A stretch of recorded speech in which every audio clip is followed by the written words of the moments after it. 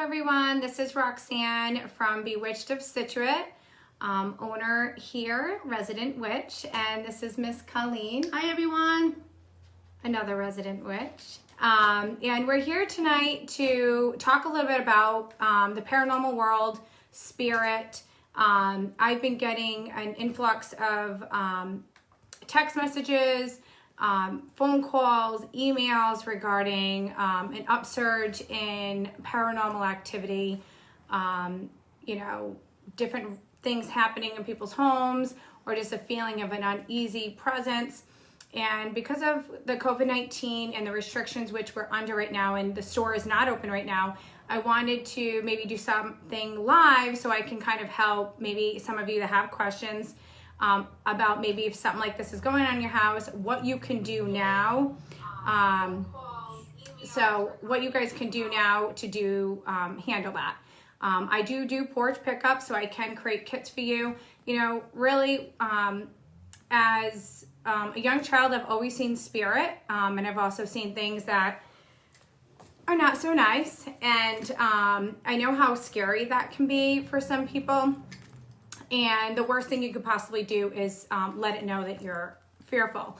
So I really try to empower my clients and even animals to kind of understand what's going on so you're not fearful of it.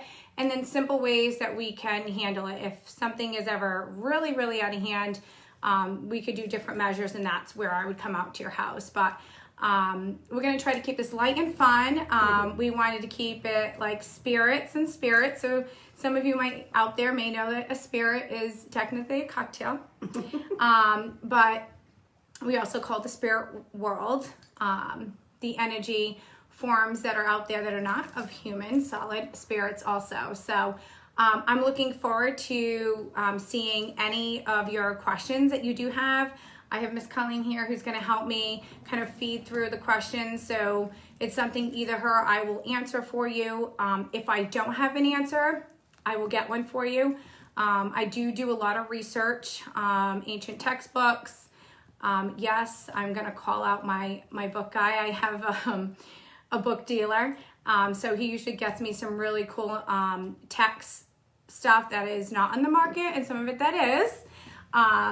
To kind of help me kind of navigate through some situations that either my clients are going through or that I'm experiencing with clients or myself. So I love it. So D. Rita, you got your spirits. Cheers. Or your bewitching stew.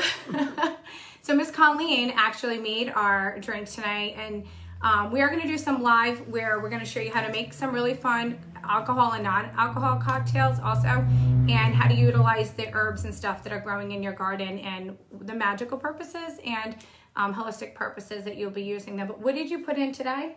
So we did today a grand margarita. So we used Jose Cuervo tequila, not the best one. I prefer Patron, but we have that. We did some Grand Marnier, a little bit of simple sugar and simple syrup, rather, excuse me. And we put it in, shaker, shake. We add a little bit of grapefruit, just because it was a nice hot day today. We wanted to have a little spritzer with it. So we shook it up, filled your glass with ice, poured it over the ice, and we topped it off with a little splash of seltzer just to give some sparkles. And as Roxanne said, there's lots of garnishes. We'll be talking about different things that you can use for your drinks and your food, so stay tuned for that. So and cheers. A little bit of sage, garden sage. Yes. We threw in there. Cheers. So cheers to that. So sage, now that we're on that topic of sage is a great plant to use to burn. I know a lot of you, that's like the first thing that you guys go to is like, I need my sage, but there are a lot of other things like bay leaf, pine, a lot of other plants and trees in nature that help repel any kind of negative stagnant energy.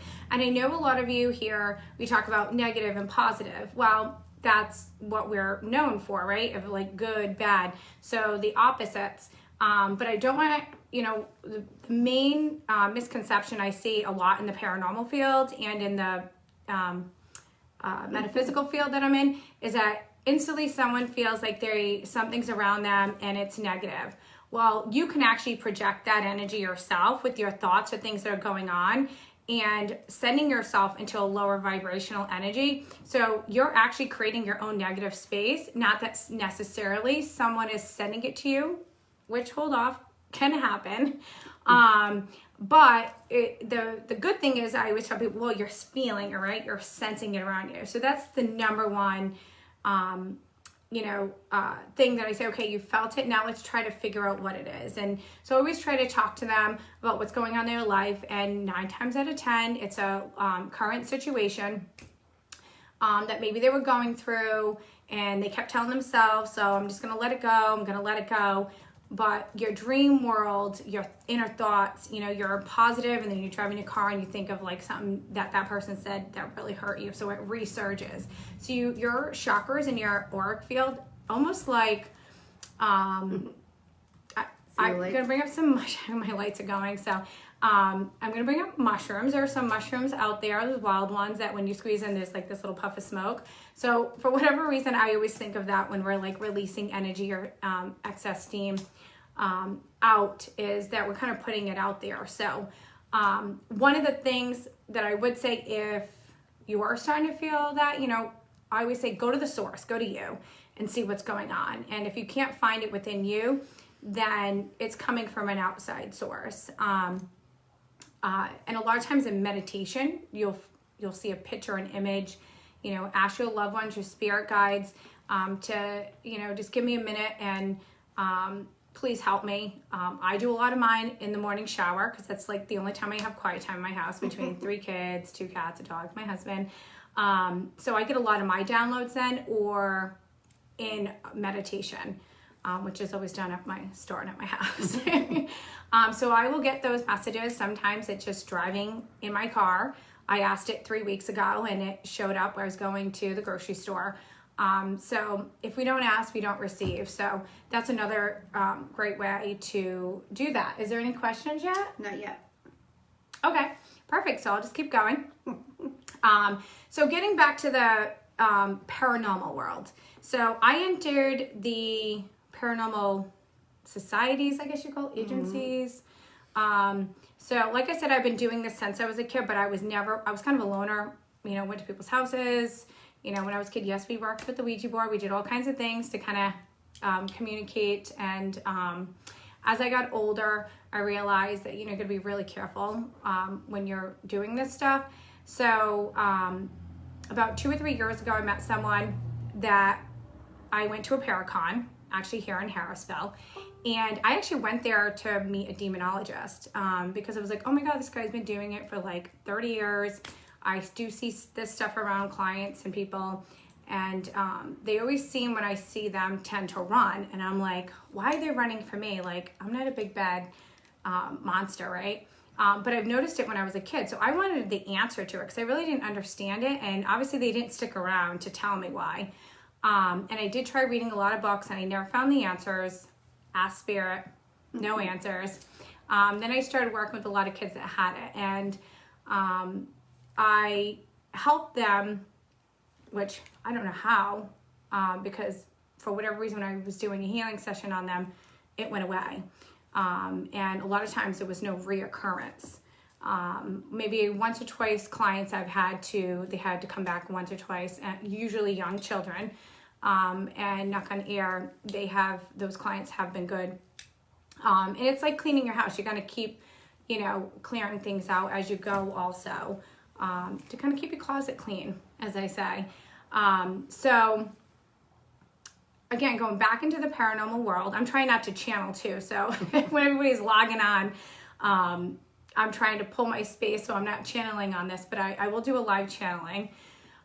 So what happened when I went there is I met people who were in that field, and I met that demonologist, and it kind of opened up this world. And I started going to other paracons. I started to open myself up with these ghost investigators, paranormal investigators. A lot of them are friends of mine now. And I really wanted to understand the world they were living in, because what they were doing in my eyes was they were catching it on scientific equipment. Some of those equipment pieces, I will tell you, I won't use because they can be debunked. And I really like to work, I'm a witch, I work with witchcraft and the science of witchcraft. So I really try to connect the two dots, even if what I'm dealing with sometimes is advanced science, as if science hasn't said it was in the science field, something that's actually happening. So doing all that and really getting into that world was exciting because I'm like, yes, now I can start working with these different people and go out to places that are supposedly haunted. I usually just worked with clients in their homes and businesses. So this was really kind of good to go to, sites that have activity or supposedly have activity. And doing that has brought a lot of really aha and exciting things because I was able to channel some entities or spirits, and I would say, there's a male here, he's saying this. And then we have these recorders going, and we actually picked up the gentleman answering my question and saying his name and so forth right after I said it. So that's a really great thing for me because it's obviously validating that we're connecting. And for the viewer like you, you're able to see it. And that's really what I want. I always want other people to have that experience. Because I tell people all the time, like, unless I could tell you I believe in this, this, and this, but until you have your own authentic experience, your subconsciousness, your spiritual consciousness is not going to connect it until you have that human experience or audibly hearing something. You'll try to change it 10 times why you didn't hear it. But it leaves your mind a little open. Oh, there might be something there because I actually had an experience. So that's really what I try doing with these investigational teams. I did work with a gentleman up in Connecticut too. He was wonderful to work with. We did a lot of different, what was the name of that house? They were all from the Revolutionary War. They were all houses in Connecticut, and Begins with a W. can't think of it. Not It'll come to us though. And we're actually going to go back out there once, hopefully, all this blows over, and we can start getting back in there because I was able to find a map that a spirit from the Revolutionary War said was hidden in the fireplace. So we're looking around. We're looking all around in the fireplace. I do actually have the video on my YouTube channel, Bewitched After Dark, if you guys follow it. And so I'm looking, and then I didn't realize in one of the rooms, he kept pointing to the wall, the spirit, and I go and I see that there used to be wallpaper there. So over the years, they put different things. But what they did is they created a map of the revolution, like things happening in their town, where the town was, a ship coming in. They actually put it into the wood with their nail. So they actually had a hidden map behind, they must have had like some kind of picture, because they kept telling me it was like, I thought he was saying in the fireplace or, on the fireplace, but the house has changed a little bit, even though it's from the 1600s. But when I really looked at it with the light, I said, oh my God. And now these people have toured this house. This house has been there obviously for like 300 years. No one has ever noticed it. And when I pointed it out, and I can't take the credit because I obviously had someone from the 1700s telling me where this map was. It was a really great discovery for this historical home. So that's the stuff I love to do. That's like the fun stuff when spirit is helpful and they're excited that you're there, you can communicate and so forth. Now, there are some things that when you go out, as I would say, most people would be scared. I have never, I don't know why, maybe this is just maybe why I see things that are, non-human, or never human before. You can call them demonic spirits, you can call them other walks of life, that are not completely human. Some of them look a little animal-esque. And I don't ever fear them. I actually have compassion for them. So when I walk into a situation, I don't put myself in a fearful position. And if any of you are watching, I hope you guys really take this, and understand it. When you're ever in a situation and that fear kind of rears up in you, it actually blocks. You're actually taking all your energy and sucking it in. And so you're not open to receive things that may help save your life, or, make sure you don't walk away with a little extra spirit attached to you who wants to know what you're doing, where you're going. So we really try to, bring up, some people are very visual, or mentally visually, they want to bring in a white light and cover themselves in white light. I have my own protections that I use, and one of them is my deep faith in all creation, and everything has a mother. So I really try to bring my motherly love into my protection, as well as a little bit, sword-esque, but sometimes when you present yourself with that energy of like, almost like you're ready to fight, you're going to attract that energy, and they're going to be protecting their space. So, there's a balance between two, but I always say everything, especially with everything going on in the world right now, the most important thing you can do is shed love, and no fear, no discriminating, none of that, respect for one another, because you don't know where someone's coming from spiritually, okay, on the other side. And you also don't know if you're dealing with someone's home or a client, if some of you watching are paranormal investigators, or have dabbled in it, that you don't understand the psychological stuff that goes on, and that also can emit an energy. So going back to where I was saying about the positive and negative energy, and we met women in nature and in science, we are the negative, and male side of electrical is positive. And I know that sounds crazy, right? Because we normally as women feel like, no, that's the opposite. But we hold the stronger charge, right? The feminine, that's why we give birth. So there's a lot of things, if you really start thinking about the paranormal world, spirit, everything revolves in a time. And one of the things I noticed going to different places, and as some of you may know, yes, I was in the purchase situation with a conjuring house. We have split ways, and I wish them nothing but the best. But with that being said, there's an energy in anything and everything, okay? So that was a really old house. The house that I have now for my store is from the 1770s. So right before we signed the Declaration of Independence, this house was here. And we've experienced some fluctuation of energy here too, don't you think? A lot of you have experienced Bewitched. You've all said it's beautiful, it's got great energy, but a lot of you have said, like, when you go in each room, it houses its own energy. And it should, because what we're doing is we're creating that space, right? So maybe one room is where we do a lot of classes. So that energy may be a little sharp, a little different. And versus a room where maybe you bring all your dogs on Sunday and do a lot of dog therapy and human therapy. So just know that energy constantly fluctuates. And so that's why you may go up to a haunted location, using my store as an example. If you guys came here and did like a paranormal investigation here, a lot of you may think, I gotta be there at 11 o'clock at night, we're gonna be talking to spirit till 2. Well, it's a really kind of quiet time.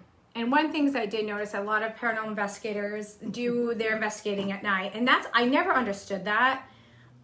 Maybe it's like the creep factor. If there's any paranormal investigators on here, they're friends of mine that want to answer that would be awesome. But what I found as a psychic medium and seeing these things in the day and at night, I see them all the time. Now, in certain locations, those time loops, so our time being 2 p.m., maybe their time 2 a.m., okay? So think of it this way. Everything in nature has a certain time that it goes to bed and a certain time it wakes up. So why in the paranormal world do these paranormal individuals think that everything happens at night? Why are they investigating at night? One, it's dangerous. We're going to trip over something because we try not to have lights. Or is it because nobody's there, right? So humans aren't there. Usually if you're investigating a house, they're asleep, or you ask them to go to another house while you investigate. You don't have to do that. You can investigate anywhere at any time, and you're going to get different energy. Some things are floating in and out of a home. Some are coming to visit you and leaving. Some are your loved ones. And some are at 2 and 3 a.m. when you guys are waking up. You know, I know a lot of you call me and say, oh, you know, at 2, 3, 4 o'clock in the morning, I constantly wake up. Well, it's because that's your subconscious alarm. Whoever's there maybe want to give you a message, or that's just the time that they want you up. Or subconsciously it's waking you up. Maybe you were in a dream world and you don't remember what you were doing. Maybe it was important that they got you out of it. So there's a lot of different reasons. I always say journal whatever you can, because you'll start to see a pattern and you become your own investigator of yourself, which is really fun. Anything you want to add? Well, or anybody? No, I think one of the things that I feel very passionately about is, with all due respect to the folks in the paranormal realm, they're entertainers, right? So they have gadgets and gadgets, and Roxanne and other healers, when they go in, they're coming in from a healing white light perspective, right? So they're going to be they're going to be a natural magnet, right? Because we're already connected to the spirit realm. We already believe in that. So that's why a lot of times they would gravitate, a spirit might gravitate to her, because she's not trying to convince anybody. She doesn't have a gadget trying to be like, maybe we can find something. She knows she's going to find something. Someone's going to come to her. So if you are in the paranormal realm and you are a healer, when she talked about the positive and negative, you want to always make sure you are protecting yourself. Because if you are going into someplace and you're already open, you want to make sure that you're keeping yourself safe. And the difference between what we do and, a ghost show, if you will, and well, that's a whole thing. I've been on Travel Channel. I've been on some ghost shows. And I will tell you what they're doing is they're recreating something. They may film for a full week, hundreds of hours. I mean, they do put in a lot of work, but a lot of times they are trying to recreate something that's already happened. And maybe they got some film on it, or they're going and investigating, and then they're chopping that down for the viewer. So, is there some entertainment value to that? They have to, right? Because that's how they get ratings and get paid for it. But there are definitely, their intent is to go out and find something, because what would be more exciting than finding something? And that kind of even leads me into my theory, of which I've even told producers and shows, like, why don't you have a medium? Why don't you have someone else going with these paranormal investigators? Because you'll be getting ratings like this, you'll be getting things left and right, but it's just, they don't do it. So, leads me to why, like, even today. Oh, sure. One of our viewers wants to know, are there spirits in material things like books, pictures, and jewelry? Hashtag the we. Oh, yes. There definitely is. Now, this was a question I asked myself too. Like, is there spirits and things attached to certain things? I don't believe it. I'm going to be honest. I'm like, is there residual energy on it? Absolutely. But I did go to a house of a client, and they kept having recurring things. Things were going, the wife wasn't acting right. There was a lot of things. And I went there, I think, second time, and I kept seeing a rocking chair with no one in it. And then I heard, go upstairs. It's in the jewelry box. And I said, I have to go upstairs in your jewelry box, and please come with me, because that's another thing when you investigate people's house. Like, always have someone with you there, especially if you're opening up their personal belongings, because God forbid something lost or a fairy came and took it and made you the one who stole it. Could happen. So I had this individual go upstairs, and she opened up her jewelry box, and I saw a black spirit come out of the jewelry box and up into the vents. Well, her husband would go clear out people's houses that passed, and this spirit, who was very upset and was a very not happy person in life, said, that jewelry box belongs to my daughter. Okay, and I saw the spirit. It wasn't white. Okay, it was a darker spirit, which taught me something, that this is a spirit that is still roaming, because there's unfinished business, kind of what we call it. So I told them, if I were you, do you know where this box belongs? Yes. Well, they didn't want it. Well, unless you want your house and everything to kind of go back to normal, you might want to return it, or at least call and say, listen, I have this box. Maybe you had a medium there. I don't know how you want to present it. And, you know, give it back. And it's also the intent too. So as long as they intended to do it, if they didn't, usually... Did they? I know the viewers want to know, did they? Did they bring the box back? They told me the last I spoke to them that they were going to.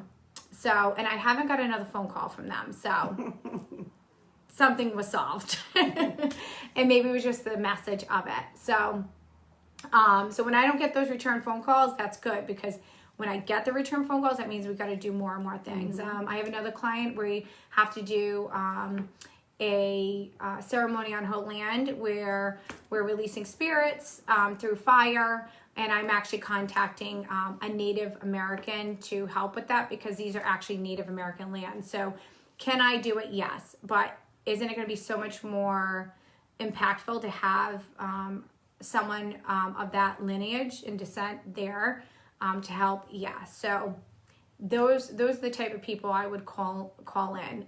Now, this woman has had ghost, people there, and some of it has helped, some of it hasn't, or just for a smidge. And so I've been working with her for a while. I actually have people that have these problems and don't realize they're mediums, or have psychic abilities, but they don't want them. And, and 9 times out of 10, they're like nurses, doctors, firefighters, like they're in some kind of field where they're helping people. And I would say, well, you're in that field because you have that innate gift to help people. But they have a little bit more of it. Some of them want to put it in a genie, like I Dream a Genie, and give it back. So you can't do that. It only breaks your body down. Did it, to myself. But there are ways you can work through it and with it and still not have to do what I'm doing, but move that energy along. Rita did ask, you kind of intuitively picked it up, can there be spirits on the land that you've built on? So I don't know if you want to add a little bit all on that. Yes. There is. Land, and a lot of times when people say, oh my God, my house is haunted. No, your house isn't haunted. Your land is haunted. So that brings me to a whole other thing. And one of the main reasons why I was doing this, because I've been asking Spirit for a long time, like, I really want to get out there. I want people to see what I do at Bewitched, between just the fun stuff we do, the healings, talking about the stuff, doing paranormal stuff, kind of like a mixed bag things. And I said, this would be like a great, I want to watch like a real witch on TV, but you can't find them anywhere. So I said, you know what, we're just going to do live videos and keep streaming them, doing different things, because I think it's important to get that out there.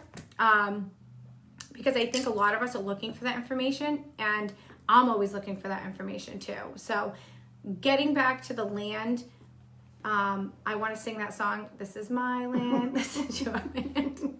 Music comes to my head. But yes, the land can, and there is a blessing you can do on the land to help heal it. Some things are going to be residual. So when I was talking about the paranormal stuff and going to paranormal conventions and stuff, the Gettysburg one was one I was interested in possibly doing, because I'm like, everyone has this big thing. They're all going to Gettysburg. And I'm like, didn't we win that? Why are we going there? But I guess obviously residual energy, how people pass, different things. And so they're trying to communicate with the spirits that are still there, or that residual energy. So you will have it. So there's a couple things. You will have residual energy, even in a house that keeps at the same time. Maybe you see one person walking in one room and the next, and that's all you see. It's a loop. It's at 2:00 every day. That's not spirit. What that is a time loop of energy that's trapped. I don't want to get like too crazy on you guys, but I will. Heck, it's what I do. Questions too. So what happens is that particular energy it's stuck in time. Okay. And then you actually have someone who is coming to your location, that location, and reliving that and going back. Because remember, even when we pass and our soul goes on, we still have those memories. That's why when we're reincarnated, which I have just purchased from my book dealer, these books that a doctor actually did regarding, excuse me, means I'm thirsty. Hold on. On past life cases all around the world that have come back and remembered and met the people, and it was all validated. Okay, so yes, we are reincarnated, and Spirit has told me. So not just because Spirit told me, of course I had to go find it from a doctor who researched it too, because what I'm trying to do is match the two, right? So yes, the land, most definitely. And there's a couple questions about the actual Bewitched. Okay. One question is, what's happening with the lighting in the room? Are we changing it? No. Actually, I could turn it up maybe, hopefully. You guys, if I do that, you guys won't see us. I have a chandelier that's above here. And so, okay, the reason why the light's doing that is because I'm pulling energy and I'm emitting it. So it's drawing it. Remember, positive and negative. So I'm drawing it and then I'm releasing it. I'm drawing it and releasing it. Yes, I do draw energy from all things, everything in the universe, and electronics. That's why some of you are sensitive or empaths or psychics may say I break like ATM machines and things like that. Watches. If you're doing it too much, it means your energy needs help. Okay, you're just a walking like static ball. And I would suggest come see a practitioner. I can help you. There's many other practitioners out there that should be able to help you. Bring that in. Somebody else had also asked, speaking of practitioner, when you were planning, when they can actually come into the shop for Reiki. So even though I want to open up and hug all of you and give Reiki, I just psychically talking about this back in February and doing some readings on this whole situation, it's not over. Okay, and I don't want you guys to get nervous and all that, but I do want you guys to be very cautious that the beautiful thing about nature is, when you see something kind of close down and you think it's going dormant, all of a sudden you come out the next day and it's got 10 buds. Okay, that's what this virus is. They don't understand it, but they're also don't want people, there's a lot of factors in here. Right? Businesses, money, politics. And so, I keep telling everyone July, but I just keep feeling like, because my kids are going to camp, which I'm really excited about. In my town, they're just doing a small, 40 kids. Families are staying together in pods. So I feel very comfortable with that. But I don't feel comfortable opening my doors to anybody that walks in. Now, I have people from Boston, New York, different that want to come in, and I want to do it, and I want to do it safely. So I'm trying to work on maybe doing one-on-one appointments. So I can't just have my doors open. So if I get a flood of people, I can't control it. I don't have multiple employees. I have practitioners here, so when they can be here, and they'll be here to help me. So, but I am trying very hard to find a solution to do one-on-ones, wear a mask, gloves. Maybe you guys don't touch the product. I shop for you. So, I really want to keep you guys safe, because it would really upset me to know that you came in and maybe picked up something or whatever, and it led somehow back here, and, because you needed a sage stick or something that I can still do porch pickup. So I am working very hard on it, but as the Reiki, it's probably gonna be a little while, but I can do distance Reiki, and I will do a live thing kind of like this where I'm sending that out so you guys can receive it, because remember, energy can go through anything and you can receive that. It's tapping into it. It's meditation. I know some of you have done meditation where you've gone to India or whatever, right? And no one was around you or touching you. So, and I can do one-on-one appointments with that virtually. So I will still send you your Reiki, just maybe not in the shop. But I'm working on it and I will update you guys. But I am doing readings and everything via Zoom starting after July 6th, when I do have that relief kind of with my kids. Anything else? Yep. So the other question was, somebody's picking up an energy in the stairwell and wanted to know if we had any thoughts who might be dwelling in that. Okay, so a little bit about the stairwell. There's a gentleman, we did do an EVP session here. I am trying, I have these new equipment to kind of put my live recordings up and everything, and where it's actually brings it so you guys can hear the spirit entity, even so it's not just our voice, you actually hear it responding, and I'll have that up for you guys. But there's a gentleman here, there's many spirits here, but there's one particular gentleman. He didn't like that I asked him if he was a girl, and I knew that intuitively. That's why I asked it, because I wanted him to answer so everyone could hear it on the voice memo. And he started whistling away. But if you are feeling an energy kind of towards the stairwell, I also have this huge spinning wheel from like 1700s. That was one of the items that was gifted to me from Norma, the ex-owner of the farmhouse, the Conjuring House in Harrisville. I do have a lot of the items here. So, and that's a great question, because it, that might say, is the energy from these things emitting this? Are they, bringing things in with it, or is it this guy that hangs out in the hallway? It could be many different things. It depends what time. I think he was here this time last time. Yeah. Yes. Yep. So remember when we did it before dark. So and we write, so when we do these paranormal investigations, we write down the time that it's happening. We have like a book, so that helps to, and this was actual spirit, this wasn't like residual like happening, this was an actual spirit, because I heard him. So yes, that's where whoever's picking up the energy, you're right. I can tell you that, as Roxanne mentioned, that we do have dogs here, and one of our therapy dogs was upstairs in my office, and she came down. I was walking behind her. She came down the stairs, around the corner, and I saw her go, "Arr!" And she stopped and turned around and ran up the stairs. And I said, oh my goodness. So she probably saw it too. So, and that's another conversation for another time. Maybe is how animals can see spirit too. Oh yeah, we can even talk about that now. Animals do see spirit. A lot of times animals that can see spirit and understand it are not afraid by it. They'll just let you know that it's there, and they'll do their own communication with it.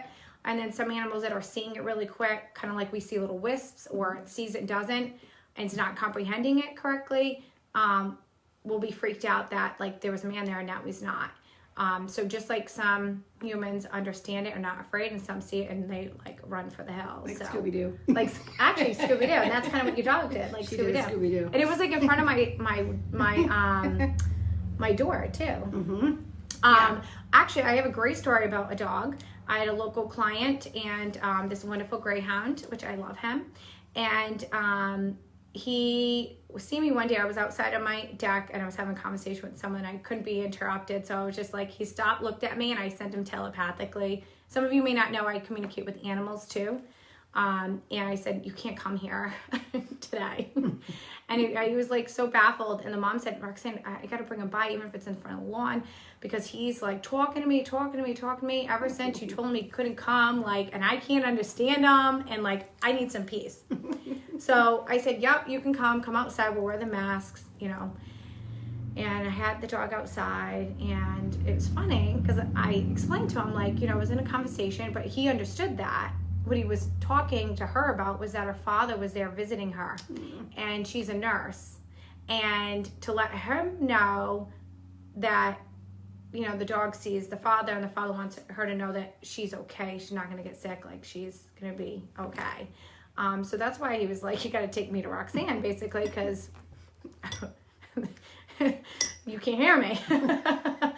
So, and she said ever since, I do a lot with animals and giving them Reiki too, so it tends to help their nerves too. And when I can tell them, like, what you're seeing is this and that, and we're understanding it, it's really kind of great. And a lot of animals are really, their frequency and feeling energy is very high, so a lot of times they know, they're just like, do you know, so Absolutely. Yeah, so there's some good stuff there.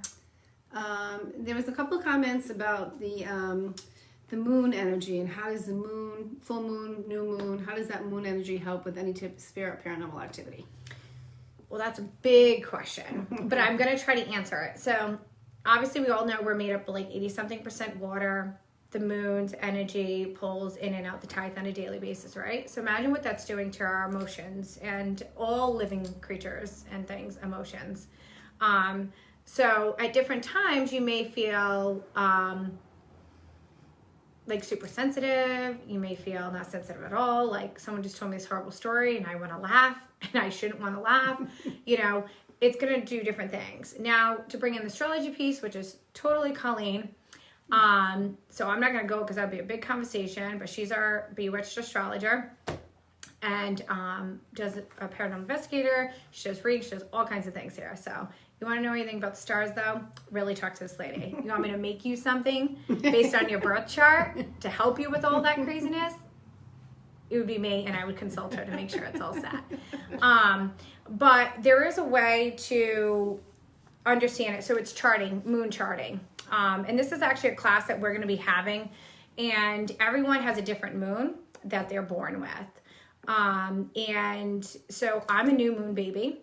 So new moons are going to affect me differently than they may affect you. Where I'll give you an example, me on a full moon, it's like a hammer, like Thor comes down with a hammer on my head and says, go to sleep.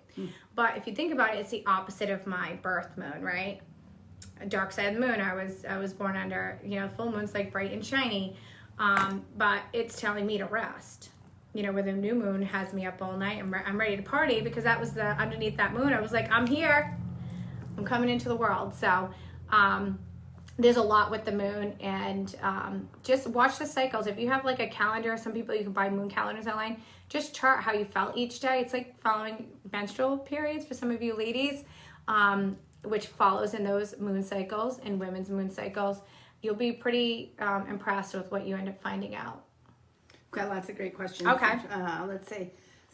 So talk a little bit more about, we talked about land, how land can be impactful, but what about a house or foundation where there was deaths or murders there? How does that affect any type of, can a murder scene, can they get trapped there, or does it impact or not at all? In your experience, does an experience in a home impact the new owner's living experience? So the only time that I've ever seen that kind of impact, so like, let's say there was murders in the house, and let's say it was violent, it was abuse, you know, someone stabbed someone, you know, maybe it was a relationship thing, and that house draws an energy of maybe two people that are abusive to each other, okay? Because energy attracts like energy. And it brings it into that house and it fuels it. And once it starts fueling that energy, you're going to have a problem because it likes it. It likes that energy. Because some souls do kind of walk more in our space, and some, you know, as I say, hell is, everyone has their own loop. So when you pass, you go through this kind of, I call it a dark hallway, but it's every moment since you were born, every decision you made, and you may find that there's just one, maybe it's when you murdered someone in that house, and you being passed now, you may feel remorse to it, but then there's still some anger. So you keep visiting and re-looping it until you can understand it and your soul somewhat heals from it. But it will draw in that energy. So that's, you'll see, I've seen more of that in house cases than just walking into like a murder scene and go, oh my God, I feel the energy. Of course you can feel the energy because what you did is you put that scene that you already knew about in your head, and you created the energy of it in that space. That's why a lot of these locations, if you know the story, if I go to a location, like even to a house, I don't look it up online. I don't do anything because I even tell them when I walk on, please don't tell me a thing. I don't even want to know where the light bulb, like the switches are.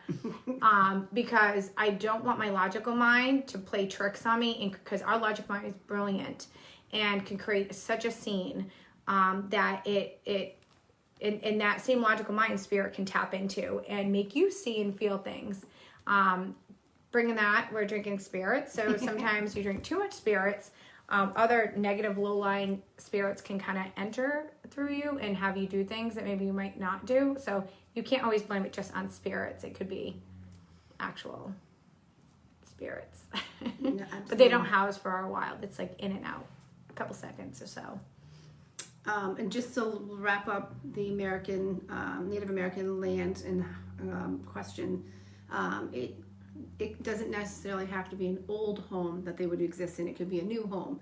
A new home could be built on Native American land. Yep. One of my clients, that's one of her main issues, is they kept showing me digging. Well, she ended up putting up a new a septic, one of them. And I kept seeing this little pouch thing, and it was an offering to the land. So that had very sacred energy in it. So, and they found it. And that was one of the problems that kind of opened other problems. So yes. Yep.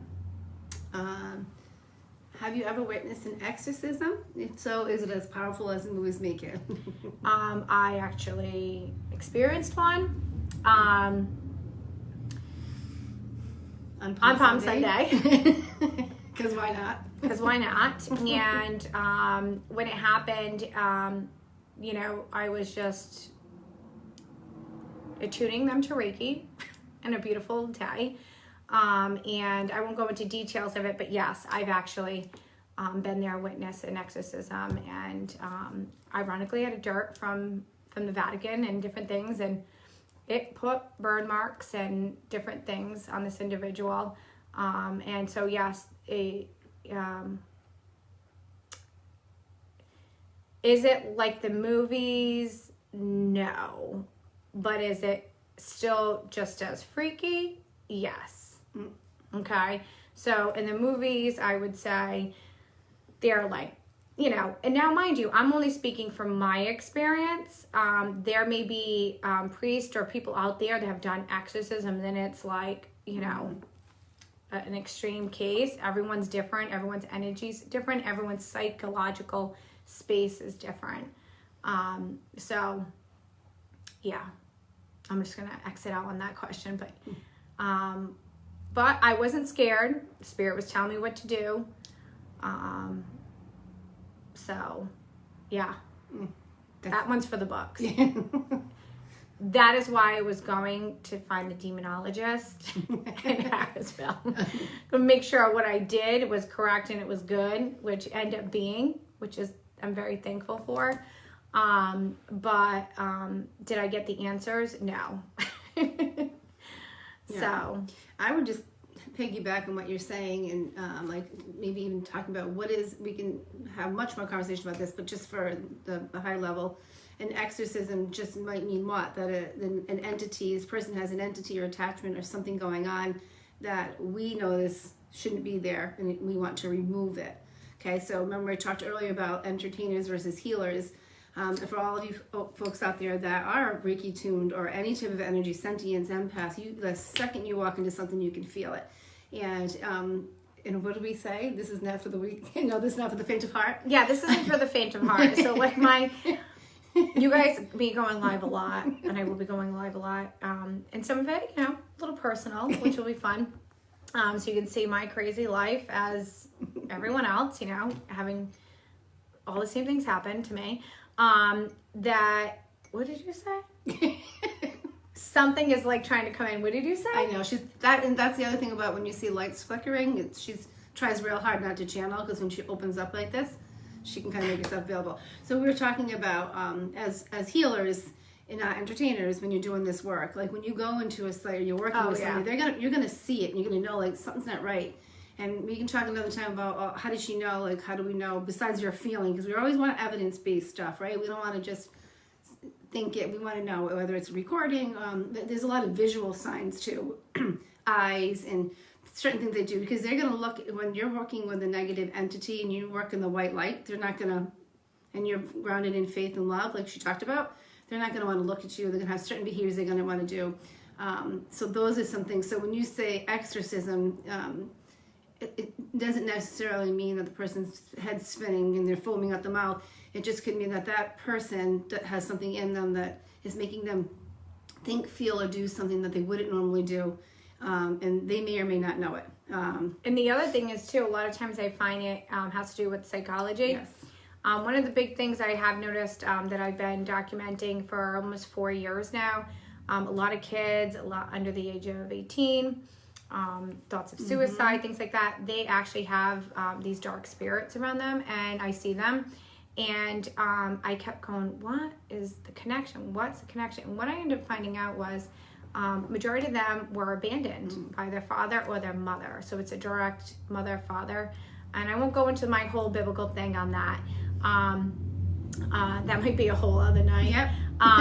But it really does have grassroots into, you know, one of our most, you know, ancient texts, and there's more even before that, which is the Old Testament.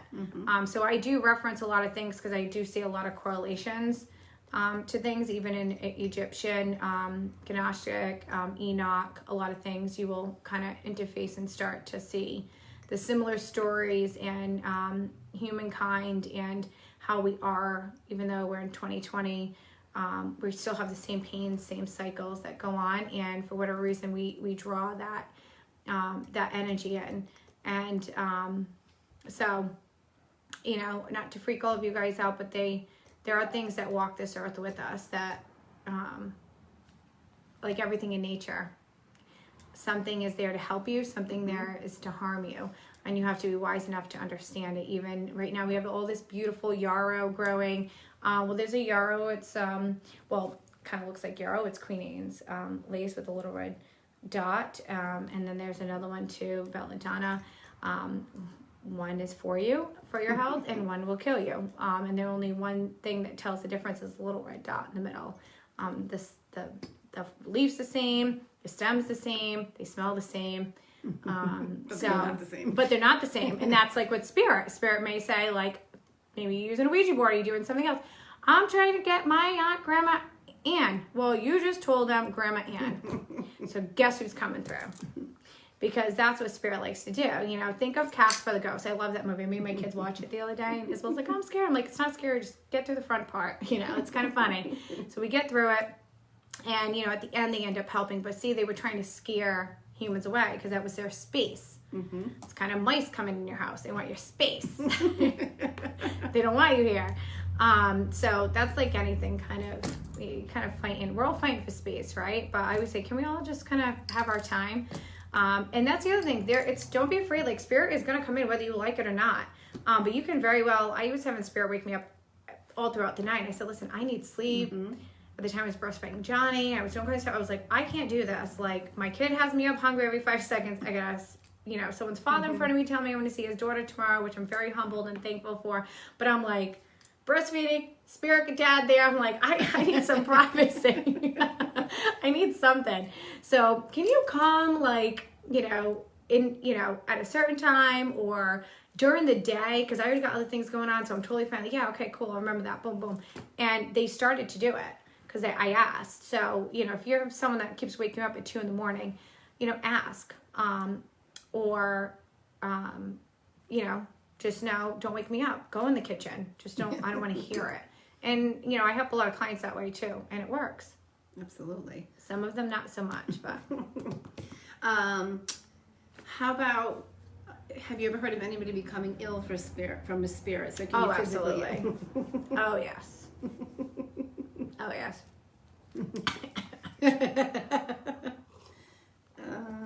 The way they do that, so everything, like I was saying, is energy. Another human talk, you know, your friend saying, rah, rah, rah, rah, rah, rah, and you want to help her, and she leaves, and she's all happy because you just counseled her to the nines, and you're sitting there, and you're like, where's the chocolate? Where's the tequila, right? Because at that point, you've absorbed your friend's energy, and you're like, what do I do with that? That's, I always say meditation, Reiki, sound healing, bowls, bells. I have bells everywhere. They're like on my keychains or on my doors. Anything to knock out the frequency that's left there. Sage, anything like that. Go out and get some sunshine is the number one thing. Sunshine kills and repels some of these entities too, and that negative energy. I've actually seen it in my room. Plants, living plants, clear quartz is my favorite crystal.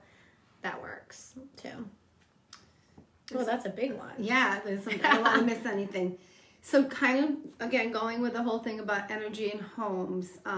This person had an experience with their home that they bought used to belong to hunters. There was lots of a lot of killing of animals, and she was actually getting, the house had a sad energy to it, and it drained her. And so I don't know if you want to talk about like, you know. So you must, what's her name on there? Alicia? Alicia. So it sounds like you're an empath or a psychic. So you're naturally going to draw that energy in. We actually all are. Some are, we all have different frequencies, and our frequencies can change with our mood and many other things. But it sounds like you were someone who's like an empath who really is connected. And that this is a house you bought, right? Yep. Okay, so she was like drawn. Cleaned, and she's been able to change it with her healing energy, but. Okay, perfect. So you were drawn, that house and you energy came together for a reason. Okay. And congratulations, because you were smart and intuitive enough to know that you weren't going to allow this to kind of take over you. You understood that it needs healing, so we'll heal together, because you are going to be sharing your sacred space, and it looks like you did that. So congratulations. And Alicia, if I didn't get that quite right, and just message us back if there's more of a question. But I think that's, you were sharing the experience and how you turned it around. So if I'm wrong, let me know.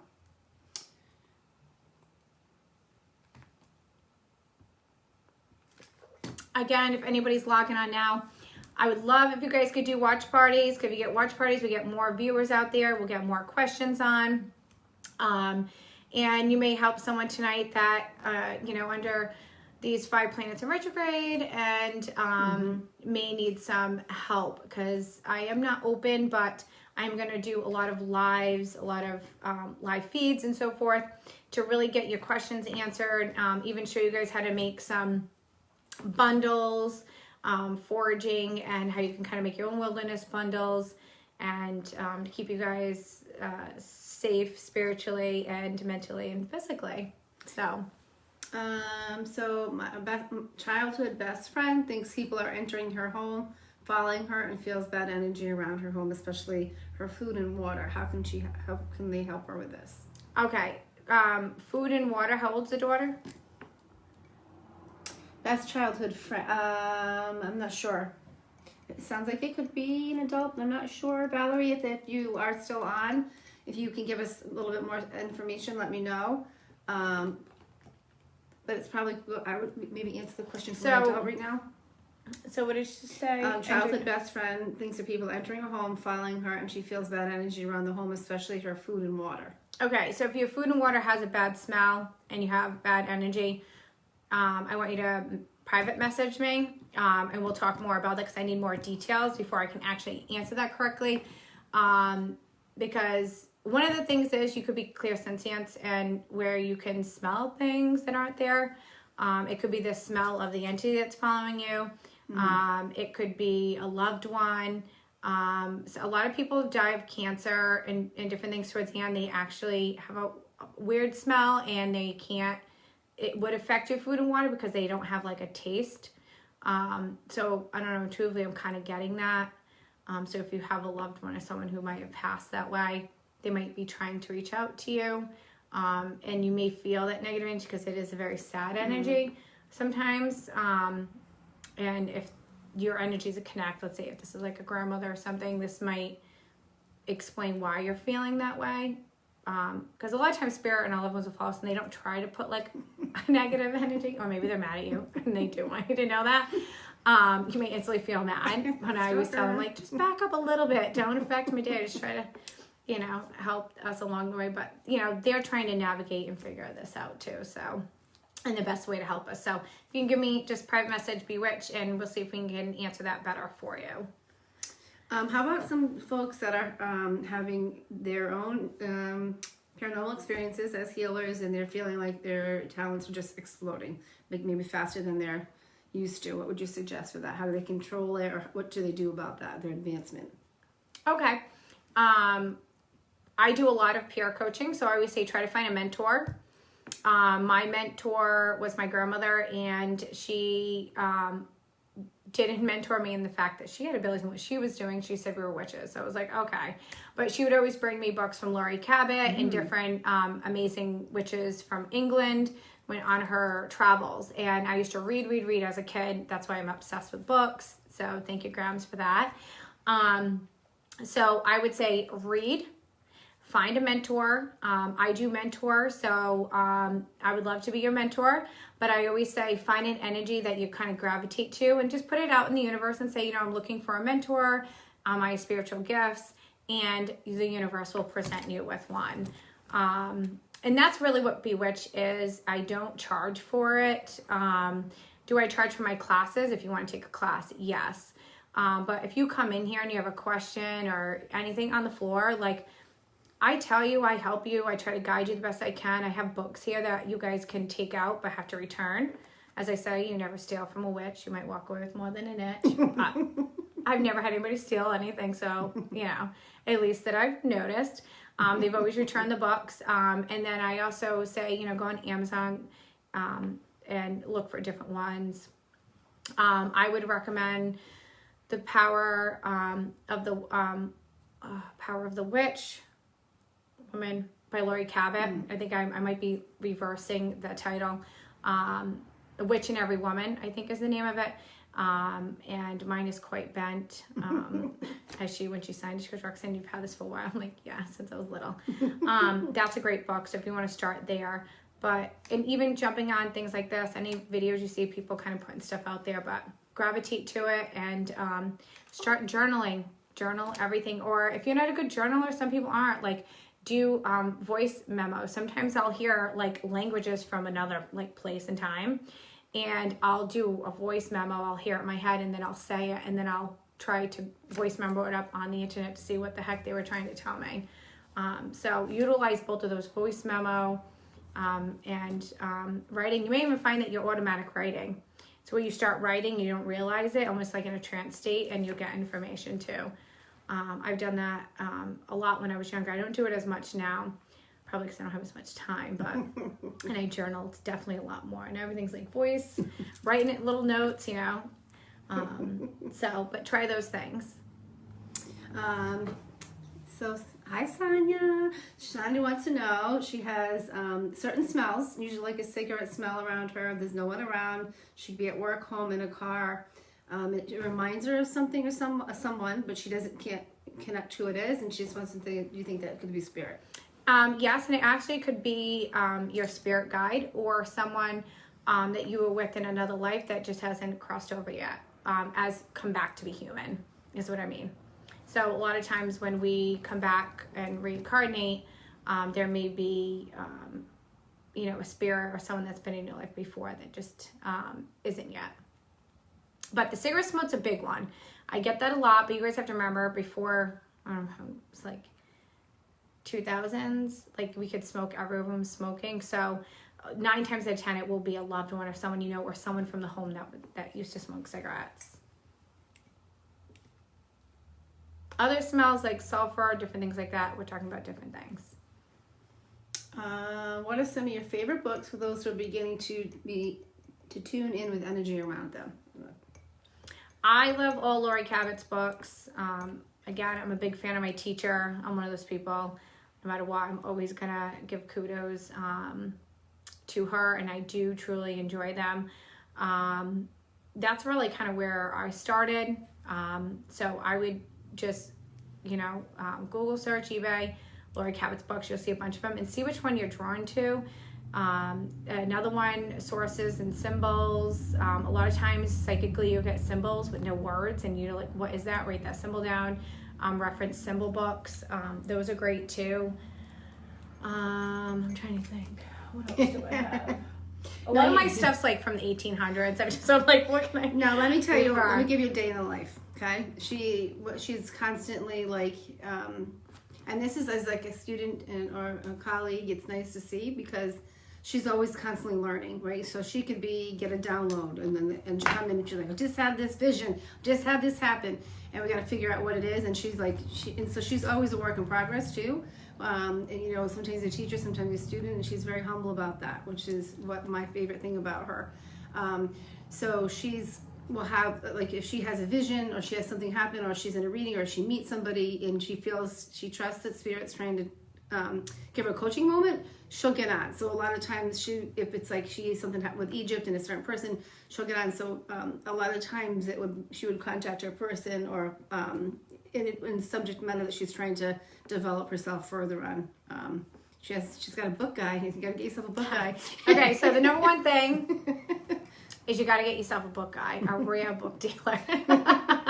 So people say, oh, you do drugs. No, but my drug of choice is rare books. So you got to get yourself a rare book dealer. You know, I find the most amazing things at yard sales. Before I had him, you know, Spirit will kind of guide you to the things you kind of need, especially if you just ask. A lot of things since I was a kid, I used to wear the sweatshirt that I was so upset. I wish I had Peggy Ogert. She is our Bewitched event coordinator and does a lot of amazing handmade items here. Just a wonderful woman, wealth of knowledge. She's a witch herself. I told him, like, you're a witch, so. And the keeper of the witches. She says she's the keeper of the witches. She keeps us in line.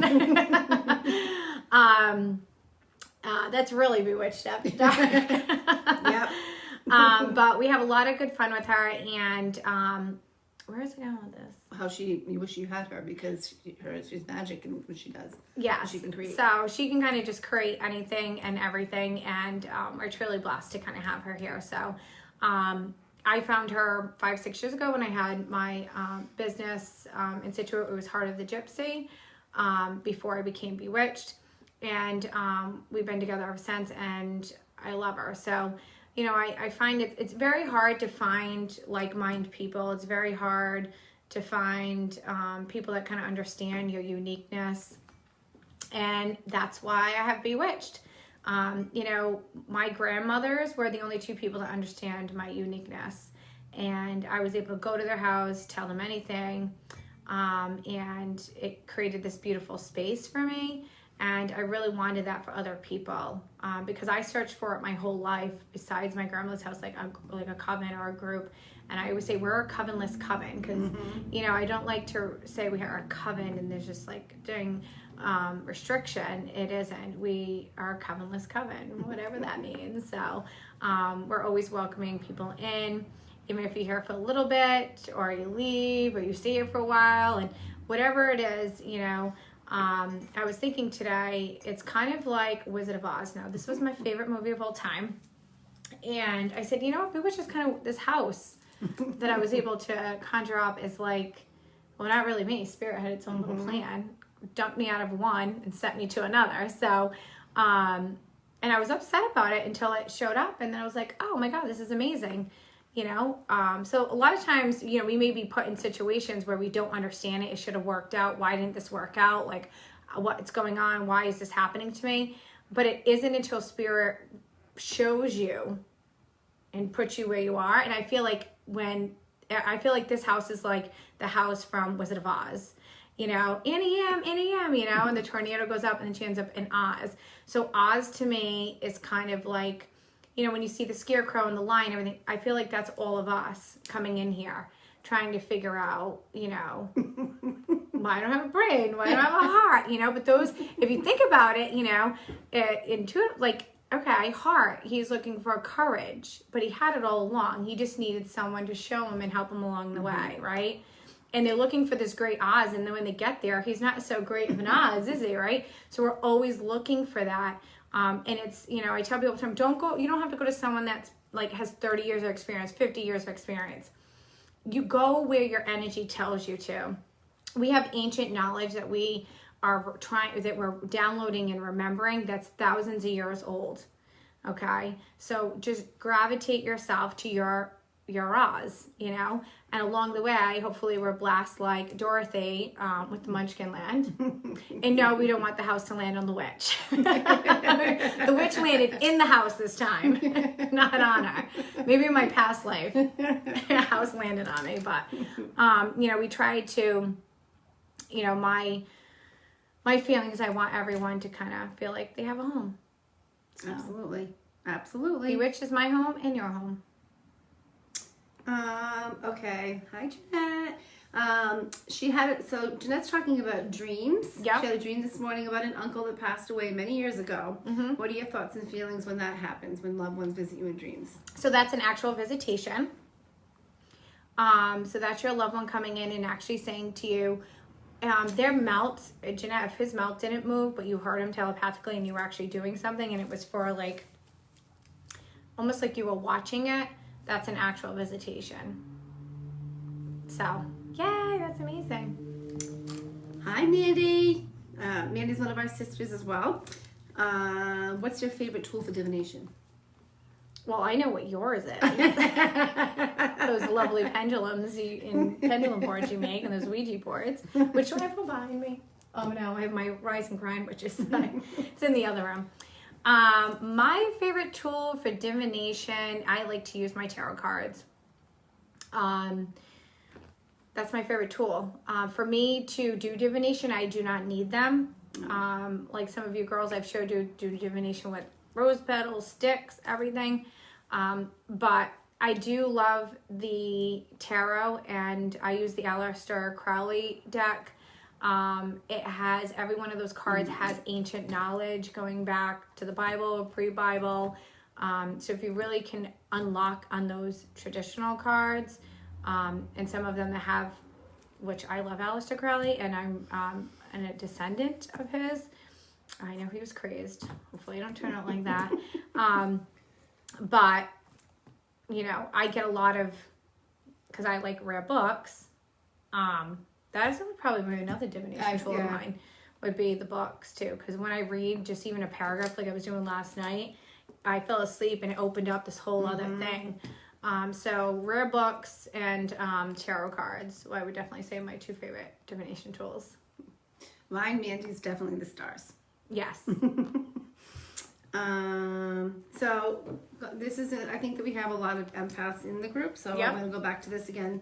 What if you're an empath and you're picking up on your loved one's energy that you think is sadness and it makes you physically sick? Okay. So a loved one who was sick prior to they died, and then you're picking up on their energy? I think she means, and Karen, if you can go ahead and comment again if you're still on. I think she means if you're you have loved ones, like when you walk into a room or you walk into something, you're picking up on people's things and you're actually physically getting sick. Yes, so it will. Karen, I know you very well. And yes, you are psychic and you're an empath. So you are going to pick up on all the juju of your family. And maybe that's why women have negative energy. Because we're pulling that in, right? We're pulling in that energy. And we don't know what to do with it because we're healers and we just want to fix them and we can't. So I find Reiki is my favorite tool. It's just releasing the energy from you. I can show you guys all a quick trick right now. You don't have to be Reiki attuned. We all are Reiki. It's life force energy. We all have the ability to release energy from a body and put it in. Just with different techniques, you're taught different things that can help. So I call this the teapot. This is something I created as a Reiki master teacher for one of my students and for myself, and then started to go to everyone. And Mandy is one of my teachers. I'm so very proud of her. And another master over here. I got a lot of masters. So even though Spirit tried to make you a teacher, when I printed our certificate, I was like, yeah, that's some star magic over there. But anyways, get back to the teapot. So if you hold your hands out like this, and just kind of just for a minute, close your eyes. I want you to feel the energy coming out through your palms.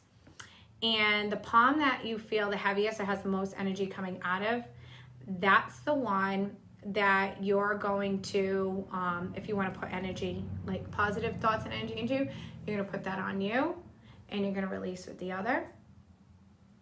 Or what I tell students is, because at different times you may need different things, you feel your hands, and intuitively, if this hand that feels lighter with energy is telling you to put it on your head because maybe you have a headache or you feel like that's where all the pain is, you're going to put it up here and you're going to just release with your hand like this, kind of like a teapot. Now I'm going across so you guys can see it, but you can actually dangle your hand down and you actually start to feel the energy coming out of your hands. I always feel it's always water for me that I feel comes out.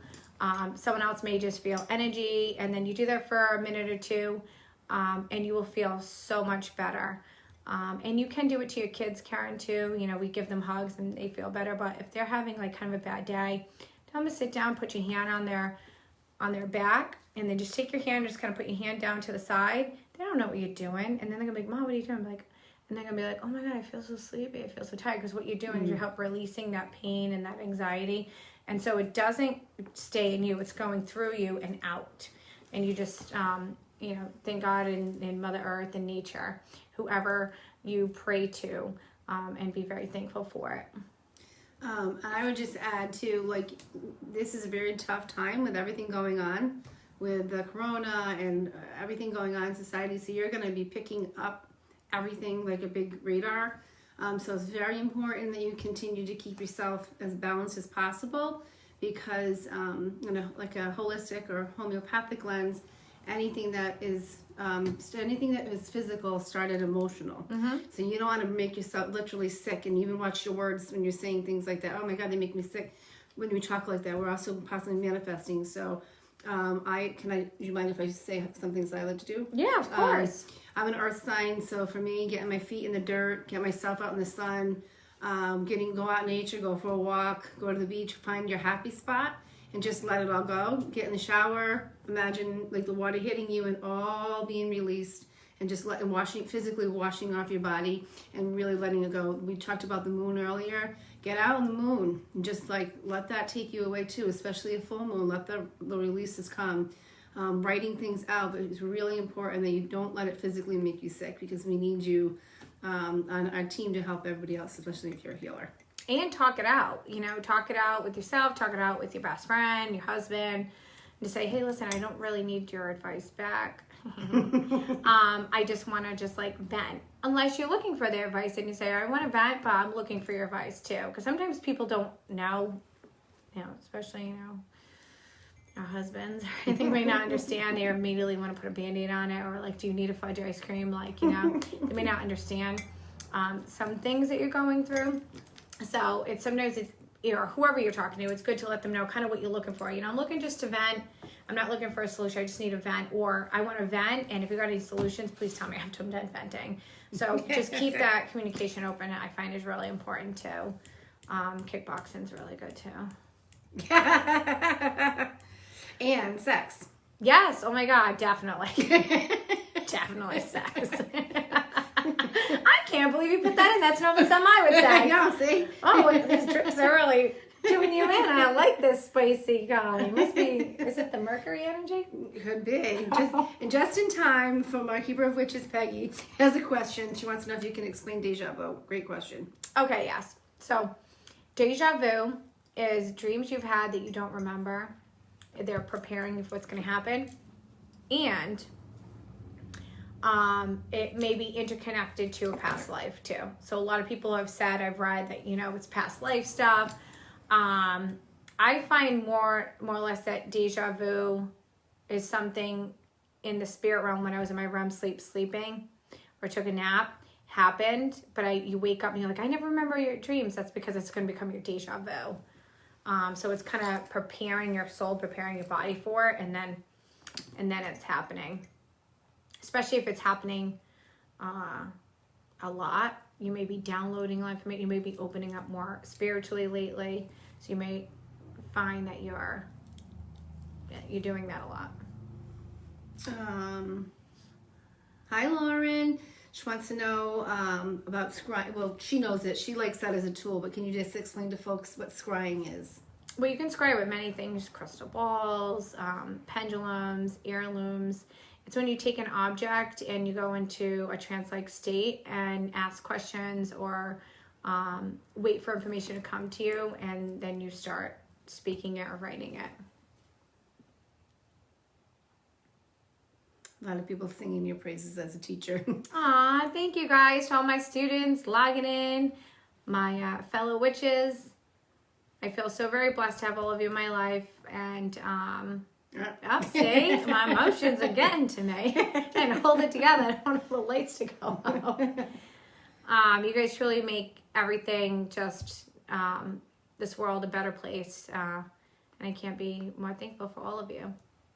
So I don't want to get me crying up in here with my margarita. I think I got, if I didn't catch anybody's question, go ahead and do it now. And, beep, Christine, beep when you drive by. I love Christine's it. driving by the shop right now. Yay! Let's see. I think I got everybody. So some of any other questions that you guys have that maybe you're interested in hearing? Well, you know, I'll do a little rant.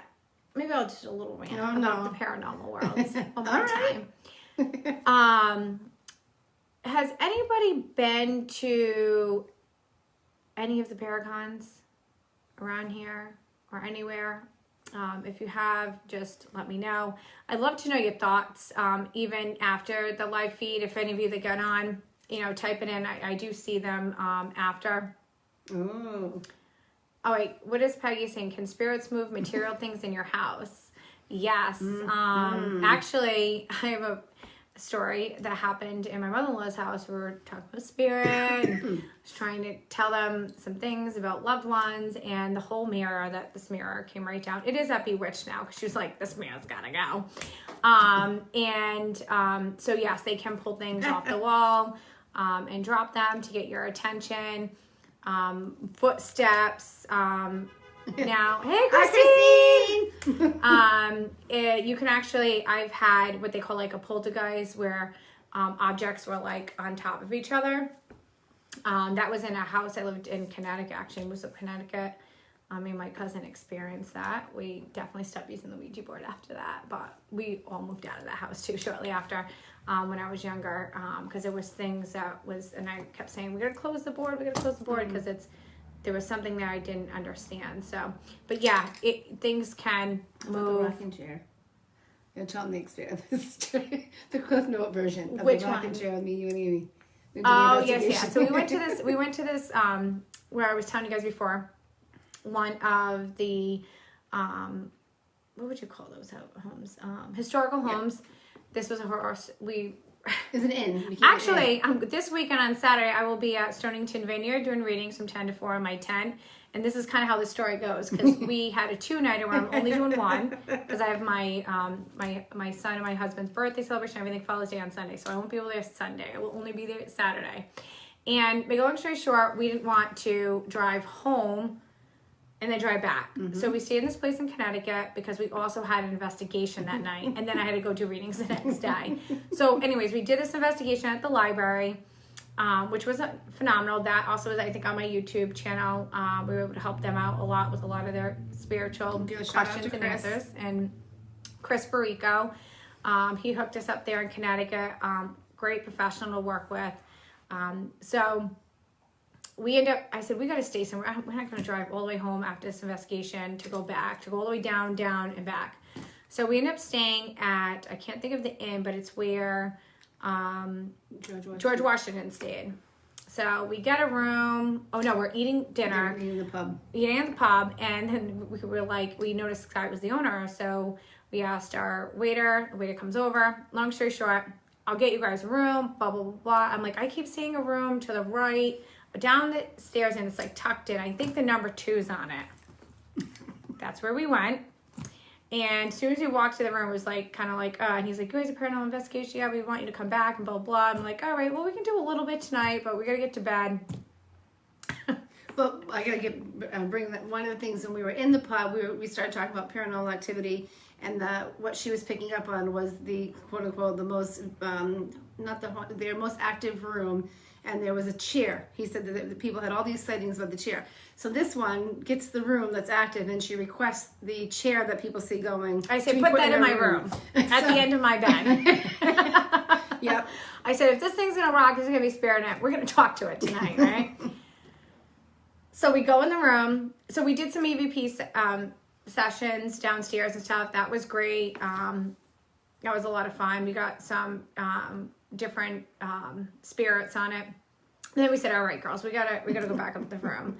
Thank God I had pistachios with me. That's a whole other story. I had a lot of pistachio shells in my bed the next morning because we're sitting there, we're like talking, we're like, all of a sudden the freaking chair Now, mind you, when we left, it was in one spot. Yeah. It moved definitely All the way over. a foot or so. Easy. And then all of a sudden, can you tell them? No, you tell them. It's rocking. Do, do, do, do. And I'm not seeing anything. So, and that's the other thing. So spirit, like, just because I'm a medium, I don't have to see it. Or maybe I had too many pistachio nuts and I couldn't see it. But this thing was rocking. And that was like the big thing, that this chair is always kind of rocking. We checked the chair.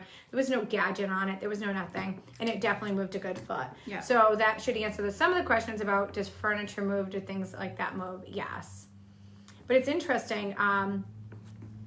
I actually witnessed a door unlatch and open. I've witnessed like things falling, but you have to catch them so quick. It's almost like it slows down for you to see it. Yeah. But a lot of times it moves when you're not looking. So that might be like a whole time loop thing. That's a whole other conversation. Yes. I think one of the questions I want to ask the group, does everybody, we keep saying it, we just kind of take it for granted, that does everybody know what we mean by EVP? When we're talking about EVP, does anybody not know what that is? Or maybe you should just tell them. So EVP is, I think it's called electric voice phenomenon. So it's where you can pick up an actual voice that like we're not hearing audibly. You would be hearing it in like the realm of spirit or in that other vibrational place that mediums and psychics can kind of tap into. And sometimes we're not, even if we open that space, we're not, they may be in a lower, another frequency, but you can pick those up on like recordings. It doesn't have to be any high-tech stuff. My phone picked it up. Mm-hmm. Some of these phones nowadays are better than anything you get when it used to be Radio Shack. I know I'm pulling out like an old one. We got Best Buy now. But you can buy the little recorders. Especially for investigations, if you ever want to try it, just get the regular little like recorders. Some people bring them in when they do readings, the ones you record, play. Those pick up great when you carry them around to do VPs. So, yeah. So you would ask a question. So this is what when you watch the video of ours, you'll kind of how to do one? Yeah. Okay. So basically, right now, like I could say, is there a spirit here with us tonight? You would wait a second. And then the next person would ask a question. Like, if there's a spirit here, what's your name? And you want to wait a little bit, maybe 30 seconds or whatever. There are some equipment that will actually, so you don't have to space it out, like it will loop it and pick it up. But you don't have to get tech fancy. I say sometimes the basic stuff is the best because there's no way to really debunk it, right? And that's what we want to prove to people, that you're into yourself. So that's kind of how you ask a question, you wait a few seconds, and then you ask another one. And then what you want to do is record it and play it back and see if you hear anything. Now, you really want to do this a couple of times and do it with a really good speaker from another, like plugged into your computer. Or I have one of those, my husband got me this awesome speaker. I don't know the name of it, but it's like $120, but it's like awesome. It goes in the water. I'll post the name of it on Bewitched. So if you guys are interested in it, load right up to your phone and you're really able to hear everything really super clear. So you can pick it up. When we did our EVP here, we had a few things that happened, a guy and whistling and all kinds of stuff. So yeah. And we did it with people that had never done it before, and some didn't quite believe. So you can see, and it was recorded, so you can see that it's live. Yep. And like she said, you can't hear it so if we were doing it right now, she might hear it, but I'm not. I don't have that ability. I can't see spirit. I can feel them, I can't see them. But when you actually play it back, and you'll hear in the spaces in between, if spirit has picked up, if the recorder has picked up spirit, you'll hear it. And that's what she's talking about when we write the time, so we can go back and see. But you can't deny it when you're all sitting around and with nobody left and you hear it. So it's remarkable if you ask them, what's their name or how old are they, or you a girl, and to hear it, it's chilling. So I will hope that. And it's exciting because, when I first saw a blue light just went across you. So, or maybe it was your glass. I don't know. We'll have to go back and look at that. But see, like something like that. What was I just saying? That blue light I know. I was such a blonde moment. Like, what was that? I don't know where I was going with that, but do we have any other questions? So Karen just moved into a new house. Yep. There are 2 rooms that give her the creeps, and her 2-year-old granddaughter won't go into one of them, and she can't convince her to go in. She firmly says no. So you want to talk about kids and their abilities? So if a kid doesn't go in a room, it's usually for a very good reason. Their spidey senses are remarkable, and there probably is something in there that's not comforting, so they won't go into it. So if it gives you the creeps, that's even double verification of something's in there. It shouldn't be in there. I would suggest saging it, open up all your windows, let fresh sunlight in, throw in some crystals in your room. If that doesn't work, I can come and do a house call.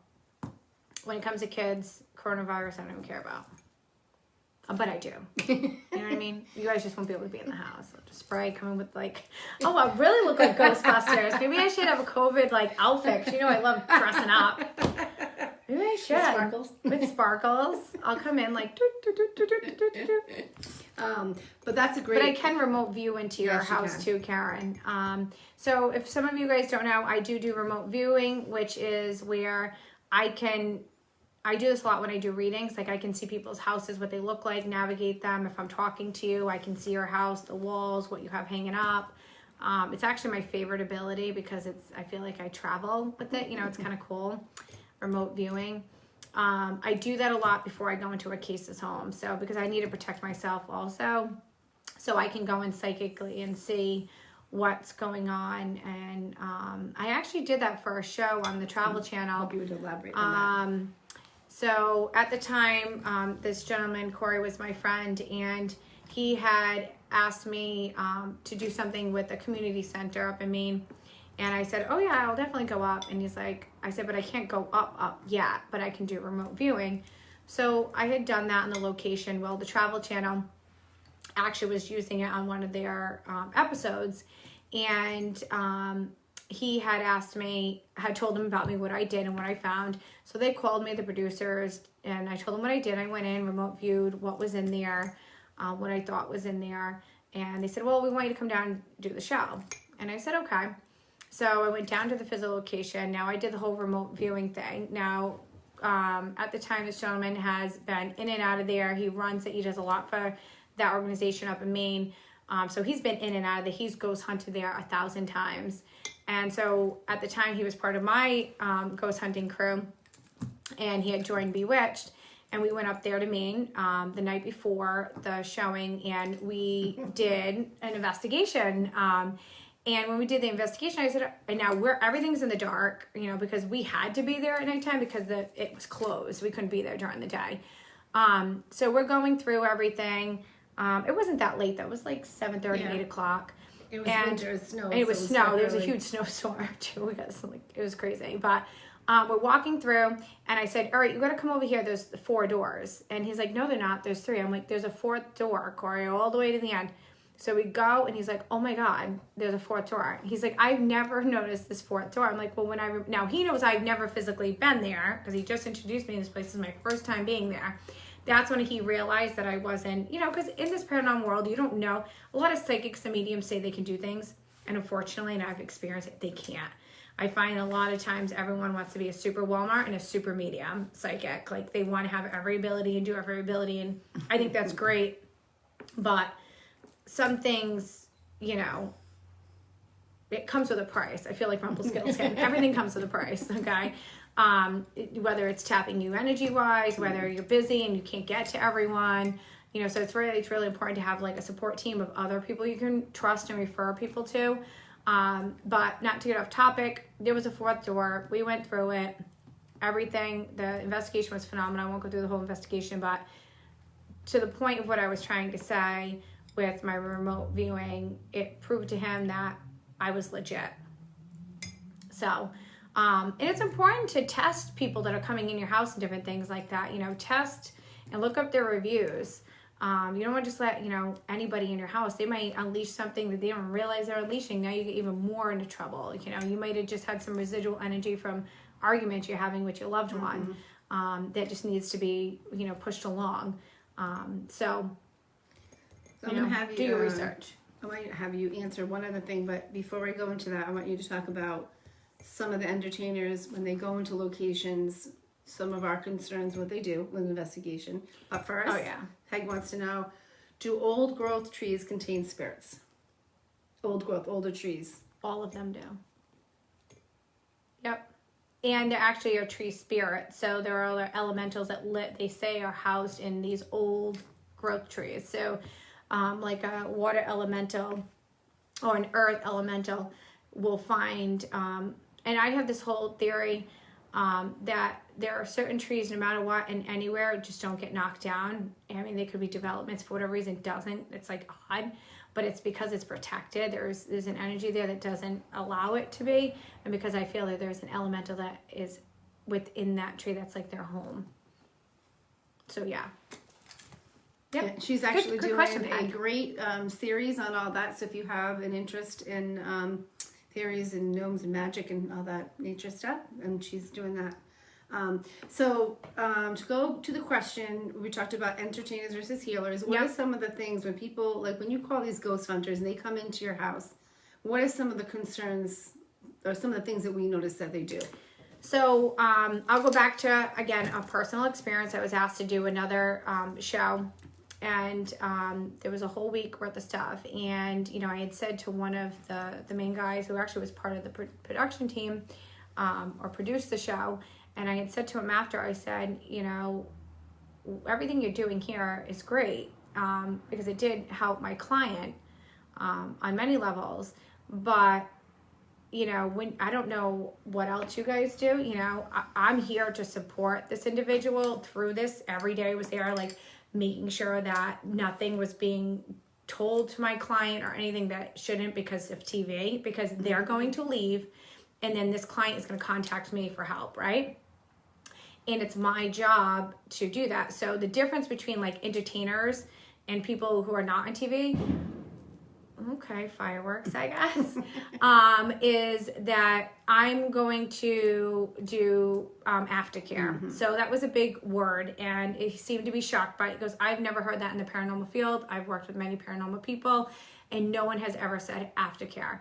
I said, because nobody understands it. They go in, they want to find what they want to do, and yes, their intention is to help the client. I'm not saying it isn't, but there in this world, there's a, you know, okay, you know what, we found a ghost, we heard the thing over here, we don't think it's harmful, you're going to be fine. Mm-hmm. Well, they leave, and nothing was resolved. There wasn't a medium, there wasn't someone that maybe could help the spirit if it was trapped, or was this residual energy. There was no one there to kind of help this home or this place, because we're always looking for answers, but sometimes it's not answers that we need. Sometimes it's the understanding of it, and sometimes it can't be removed, okay? It was their house before it was your house. They're going to come visit in the spiritual realm when they want to, but it doesn't have to interrupt your life, and this is what we can do to kind of help you. So, like I said, I'm a teacher, but I'm also first a student before I'm a teacher, because I'm constantly trying to understand and learn and educate myself, and I do ask a lot of questions to the spirit world. They normally don't give me answers, but the children always do. I get all my answers from the children. They're like, how am I supposed to tell you that? It's a lollipop. Thanks. So I am kind of like a witch in a sense like that, right? I give them candy. I don't eat them, though. Just kidding. Question. Just throwing some light out there. Funny. Trying to be funny. But yeah, so remember, what you're watching on TV is for entertainment purpose. But there is a sense of curiosity, and the reason why they put the money into the production, because people want to be entertained. They want to see people do this. And a lot of these shows, like, you know, Ghost Hunters, when it first came out, like, that's where I was like, oh, I gotta find me one of these type of people so we can like work together. And eventually I did, right? But it was really kind of cool to, on a viewer perspective, to see how they work the machine, see how they ask questions. So there is a lot of, and actually Grant Wilson is from Situate. He came in my shop, wonderful man, him and his wife, Rihanna, wonderful people, really humble. So there are a lot of people that started out doing like what I'm doing, and they got on TV, and we're not going to bash them for that, because that's awesome, right? but they still do, I know some of them still do a lot of work on the outside, or they refer people like myself and other people in the field to do it if they can't. And that's one of my biggest things. I'm trying to get kind of a network going, to kind of, you know, if something's 5 hours away, I can remote view, but to find those other people that you respect to kind of help. But Peggy, if someone passes in your house, how can you help their spirit release? Well, I didn't know how to do this. And at the time, I didn't really understand that spirits really got stuck. You know, because I always just envisioned them visiting or in loops, even when I was a kid. Or I'd see them just pass through and I'd never see them again. But I went to a client's house that kept saying she had negative energy, she had a spirit here. I ended up going there and I ended up finding this little girl downstairs in her basement. It wasn't a scary basement, it was like a finished basement. And it actually ended up being a great niece of hers. It would have been a great niece. Yeah, I think it was a great niece. And they were from Italy. Her family was all she was like first generation here. So, you know, little girl's speaking Italian. I'm trying to, you know, I'm hearing it translating into English. So I have the little girl in spirit follow me upstairs. I talked to my client. The client happened to have her mom there who speaks Italian. And I was telling her about this young girl. And then all of a sudden I started channeling their family. As soon as it opened up and I saw like her mom's mom, father, everything, the little girl, I didn't tell her anything. This is giving me the chills till this day. I saw her walk and grab her mother's hand on the other side. So, chills. My leg's got the goosebumps right now because as I'm thinking of that, I'm actually transporting myself into that moment that happened 5 years ago. So yes, I didn't know she, you know, and she's been following her great aunt her whole life. And so she was kind of like a spirit guide for her, but somewhere along the way, there was like, and I still to this day don't understand it. You know, say there goes my lights. Don't understand it, how that happened. And you know what? It was a beautiful experience. I was able to help her in a home. But the other thing I noticed too is that she too is sensitive and psychic and has a lot of emotional things going on too. So that can, you know, can draw on you. So yes, there are spirits from like your family even before you're born that are roaming that may be, you know, maybe this little girl thought that, you know, waiting for a medium. I don't know. You know, maybe she was waiting for her to open up, to open her gift and to connect. But yeah, it does happen. So I was like, check off the list that happens. And that's what I do. I just keep checking off the list. Okay, yep, that happens. Yep, that happens. Because like I said earlier, if you're getting on just now, it's experience is knowledge, is power. If you experience it, your logical human mind can comprehend it. Absolutely. And even then, sometimes not. So on the flip side, what if you encounter a spirit and they don't want to leave? Say they're naughty. Oh, I can't really say this on camera what I got to do. I know I don't surround myself in white light. Sometimes, you know, things have to, and like I said, as a kid, I never understood why they ran. But as I got older and I started to see things and spirits started to help me understand things, and I started to see animal spirits on the other side, not just your loved ones, but ones that were like my totems, or they work with me when I do healings. I realized even like spirits and goddesses and gods can transform on the other side from human looking to animal or a mix. You as a healer can do the same thing when you're dealing with that realm, because like little me here on the physical plane can't work with something on that plane unless I transport myself to that space. You know what I mean? Maybe not. I lost you, but that could be for a deep. Yeah, exactly. Why does an entire family experience a similar spirit guide or animal?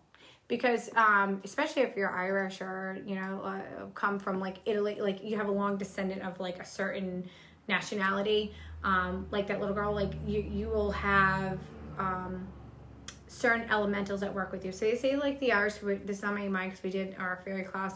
A lot of people that have a lot of Celtic, English blood will have these fairy type individuals that will, like me, I seen like brownie looking things that you may find that your grandmother saw, your aunt saw, and maybe you saw. Maybe not everyone in the family, but everyone's seen him or something along the way. They follow your family line. So, because I believe that there was a time when we all were in the same realm or worked interspacing, almost like time looping, time jumping. So, absolutely. Numbers.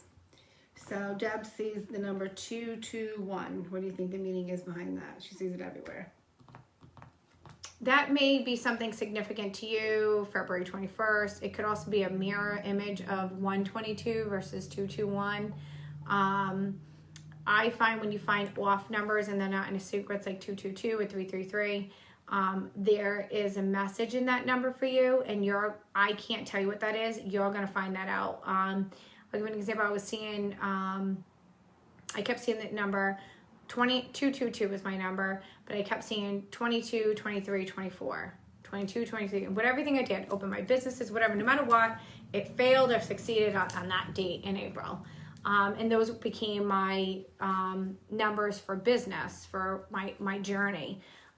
So pay attention to that 221. It may very well show you, or I was doing genealogy and I've seen numbers that I kept seeing, and then seeing it on a grave of my grandmother who I seen their birthdays. Oh, that's why I kept seeing that number sequence, because they were born and died.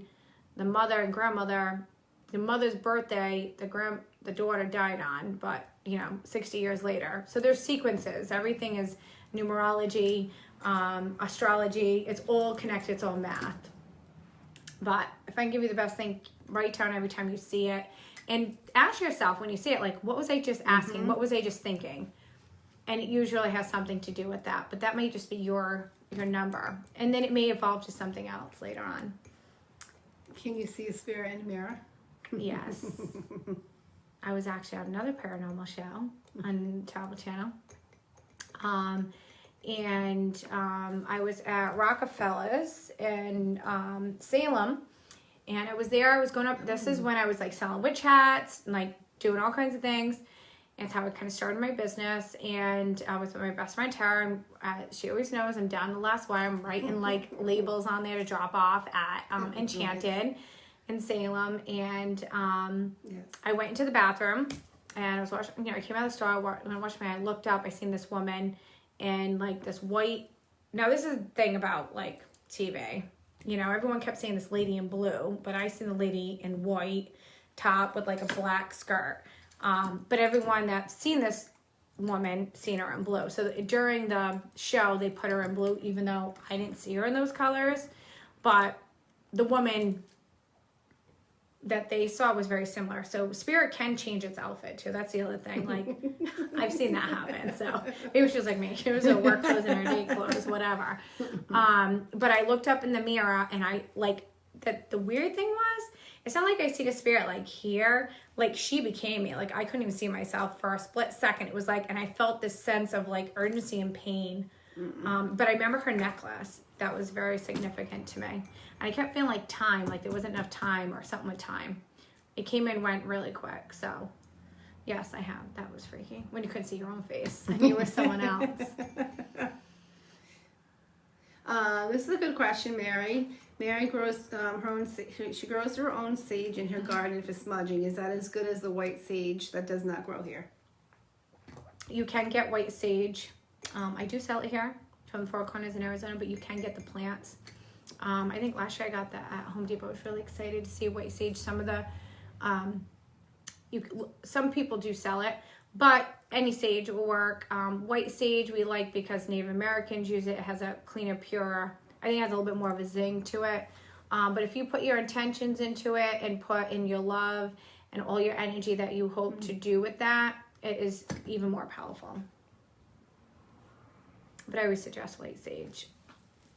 Even adding a little bit into your mix. Like it doesn't even have to be a smudge stick. It can just be a little pieces. I do a lot of loose stuff here. I do have some bundles that I either hand bundle or have them bundled for me. But I prefer the loose. I feel the energy is, it flows better. Absolutely. But that's just my preference. Does not mean that's what it is. So, remember I said everything's experience. Some people may like the bundle and feel it works better. How about astral projections? Yeah. So anybody can really, a lot of times when you dream and you travel and you see the top of a building, that's astral projection. What about if can you or have you ever gotten lost in the projection? I astral projected to the Titanic. Yeah. And it actually, like, I physically was there, felt it. It was like I time traveled there. So that's probably not astral projection. It's probably something else, but maybe time travel. But it's very similar because you kind of go in this alpha state. It's kind of that REM sleep when you go to sleep. And you can, if you're trying to put yourself into astral projection, you can, anything when you're like moving yourself from out of your body. Like a lot of times I've seen clients, when I'm giving them Reiki, I've seen them astral project out and I'm watching them do it. And then I'll say to you, like, do you remember, like, coming out of your body, like, seeing me and whatever? And they'll be like, oh, yeah. I'm like, okay, you astral projected out. They didn't even realize it. Mm-hmm. So, I haven't seen it where it's hurt anyone or people got lost. But it's just like anything meditation. If you go too far in anything, you can start to get scared and nervous. So you should always have, like, a point that you come back to, like a purple door that opens up that you go into, and anywhere in the astral projection, that purple door shows up. Yeah. And you have control over it. I was also trained to never go alone. I always bring a spirit animal with me or something that can... Or something physical. And I always think of the scene of Poltergeist when she goes into the TV and she's got the light, the rope, and they can pull her back in. So I always make sure I'm not alone so that somebody can bring me back if I, for some reason, can't. Well, this right here, this little finger, can be your tool too. It can be your wand. So you go like this to open it up, and then you have the wand. So when you're traveling and you're like, oh my God, my wand. Because it's not, because in your astral, you'll be like, oh my God, I dropped that tool. Because your mind is doing this. So sometimes just use your actual, like Colleen was saying, bring a tool, bring a spirit guide. All those, like, you should put as much, like when you go camping, bring as much as you can, but always have something that's actually part of you as well. Good point. For those tricksters you might find along the way. Yes, you can, Mandy. You can pick up an attachment while astral projecting. You can pick them up at the grocery store. It's like the Corona. Exactly. Maybe that's really what remember I said it was going to be a spiritual battle in 2020? Maybe that's what it is. Nobody can see it. Nobody understands it. And that can be a great conversation for another one, really talking about, because like attracts like in the spirit realm. So, and Roxanne talked a little bit about this earlier with attachments, some of the kids and the abandonment issues, etc. So if you're vibrating at a low energy, you're putting yourself out there to pick up. It's gonna, jump on your back with you. But if you're high vibrating, that can't be around you. Like it said, it's scared of her because it's like bright light, and they don't want to do that. So you want to. So if you're going in any place and if you're really open, you want to be careful of that too. No hitchhikers. No hitchhikers. Mandy McLaughlin. I've had hitchhikers. Colleen's we've all had hitchhikers when you're, open and to the, even if you're not, I always say it's like dust. You're going to keep clean out your closet. You got to keep yourself. Sage crystals are phenomenal. They have ancient knowledge in them.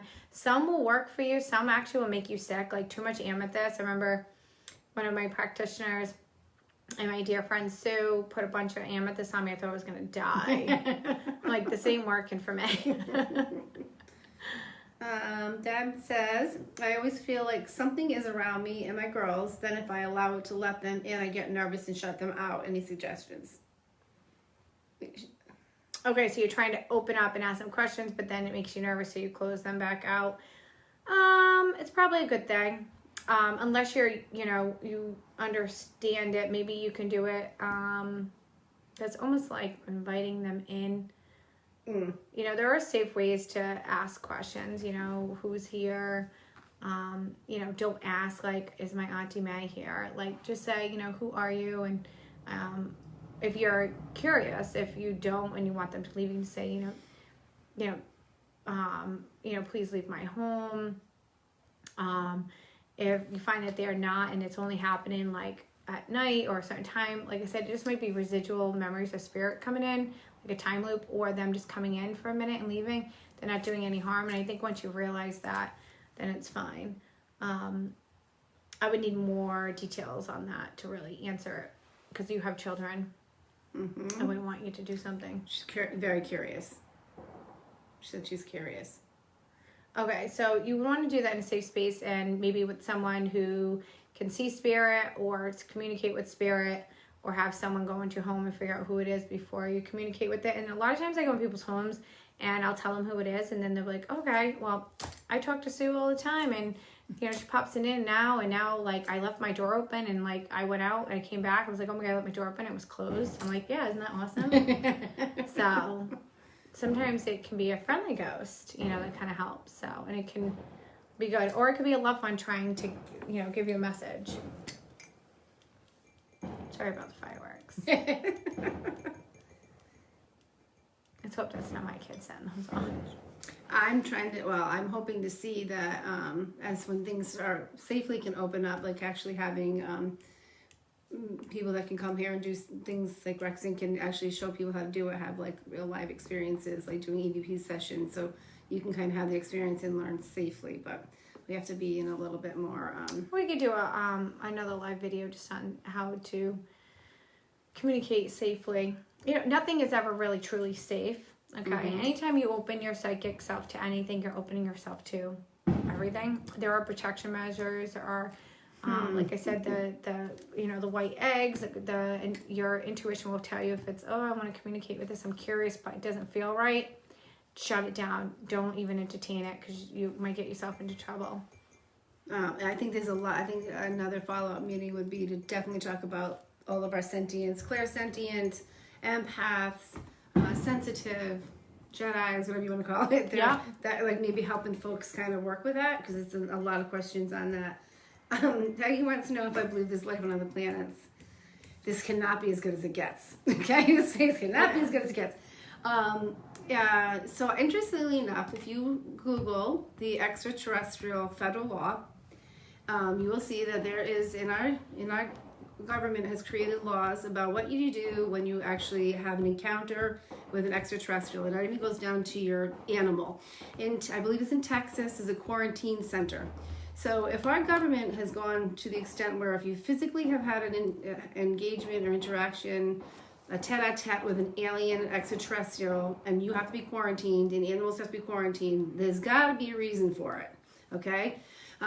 So in this, and if I know NASA I think it was just the public records, they just released, no, the Pentagon just released a whole bunch of things, and you can see live footage of people in NASA seeing different things. So is it cropped? Is it real? I think it is. I think there's too many coincidences in Area 51 and lots of stuff. So I personally believe that there is. If you look from a science perspective, look about how, in this amount of time, how far we have advanced technology-wise. We can't even get people to wash their hands to prevent a pandemic. So do you really think that we can have these type of capacities without support from other species? I don't think so. I think there is out there. What do you think, Rox? You had an experience. Oh, yeah. Wait, which one? When we saw it. You saw it. Oh, yeah. I'm like, which one? That's bad. No, we actually seen it. We were going to a client's house for an investigation. We actually seen an aircraft that was not an aircraft. And then the person we were with was able to see, because this person was in the military, seeing military planes like, and this was like dark side of the moon. This was ironically not a full moon, so it wasn't light out. And I seen the little thing, it was hovering. I was talking to Tara, she was in my seat. I'm like, about the investigation, and I'm looking out the window. I'm like, oh, that's weird. Well, there's light, and it's hovering like this craft had 3 lights, and it was just hovering above the trees over in the reservoir, over here on 116 going down. And I go, well, that's weird. And so I'm just talking to her and I'm going, and we're waiting for her, and then we're driving, make sure everyone was behind us. And I look up in the sky again because I'm looking to see if I'm going to see it again, like along the tree lines. And I didn't, but then I started to see airplanes just hovering. Like, so I don't know if something went out, like there's a weird aircraft, like all flights hold your position, because they were literally holding all the way until we went into Coventry, like just sitting there. I've never seen planes that, like, all of them. So something was going on there, definitely. And Corey, remember, he is a very seasoned investigator. He like got all off track. He had to pull over. He got all caught up. Called 52 people from Maine. Yep. We say Alien. And I'm sitting here going, can we just get into the investigation? Yeah. And there's actually people that when you do have sightings, you call and report them, and they do more investigation on it for you. Well, 2 more people I think had the same sightings, because the gentleman had, I think it was SARS, I think it's called. That sounds about right. And was trying for a year or two trying to get like stuff from me, and I was just like, yes, aircraft was above here, blah blah blah. But he put a report in right away. So that was pretty interesting. Yeah. So and I'm just thinking, like, here's my blind moment, because I'm in my mind prepping myself for what I have to go into that night, talking and seeing it. It was almost like it paused for a minute, like it didn't even calculate. I just thought that was really weird. Like it didn't calculate like this, but it was my life. He's from Maine, so he's like, and he knew people who follow this stuff, and like Maine gets a lot of sightings, and I know like Mandy on here, she knows some people have had some major sightings. She has a house up there, so like, you know, and that land is very different. There was more flat, kind of. I don't know. I've seen Maine people. There's a lot of like sightings in Maine, so he was very seasoned on that too. And I was like, he goes, Roxanne, there'd be an aircraft like hovering above a tree. I'm like, I really wasn't like thinking extraterrestrial. I was just like, wow, that's really weird. And to be honest with you, I thought it was military. Like, I'm thinking helicopter, military, something. But he's like, yeah, I thought helicopter too. But when I rolled down my window, I didn't hear it. Helicopter, you hear. You know, did you roll down your window? I'm like, no. Just kept going. But I noticed the planes were all. It was a crazy night. That wasn't even a crazy night for paranormal investigating. But. Yeah, absolutely. Some folks are asking what kind of services that Roxanne does, or the shop does. So you want to go ahead and answer that? Oh God, there's a lot. So, I'm a psychic medium, so I can give you a reading without using divination tools. I speak to your loved ones, you speak to animals. If this is really hard for me to kind of catalog everything, but if I can remote view, I do paranormal investigations. Almost every psychic ability that if you look out, every psychic ability that's out there. I do have every single one of them except levitation. But I did levitate someone, and she's on here. I won't call her out. Sandman. Just one person, and I was someone there as a witness. She did levitate up my table. But I was never able to repeat it. So I don't really, a gift to me or something you can do all the time is, to me, I would put that on a menu of saying, like, I provide the service. If it's only one and done, then I'll say I've had that experience to been able to do it once, but I haven't been able to repeat it. I have tried. So I will never, I'll never say that is a service I provide. So I pretty much, I found people's lost pets. They've called me. My dog got loose. And I would remote view and then pull in the energy of the dog. They show me a picture of the dog. And then I've actually driven to the location and helped them find their animals, lost items. I forget, I don't even know all the names of everything. I'm going to be honest of what everything's called. I do have a list. When you put like an item in your hand, you can tell where it's from, the last place it's from. Is it symmetry? Something like that. We also do astrology here. I do a lot of teachings, magical teachings, anything, metaphysical, science-wise that correlates to kind of paranormal, unidentified, the unknown. We kind of do here. Mm-hmm. We work with the animals. I do communicate with the animals. So Colleen also trains them. She's a Reiki master and our astrologer, so she does a lot with pairing animals and people together for emotional support and training for if you need a dog to like actually do a service, like if you have seizures, like how to respond to you. So, and we do have a Connecticut connection too. So if you're not from Rhode Island, you're more of the Connecticut, and we do have other people. Or photography.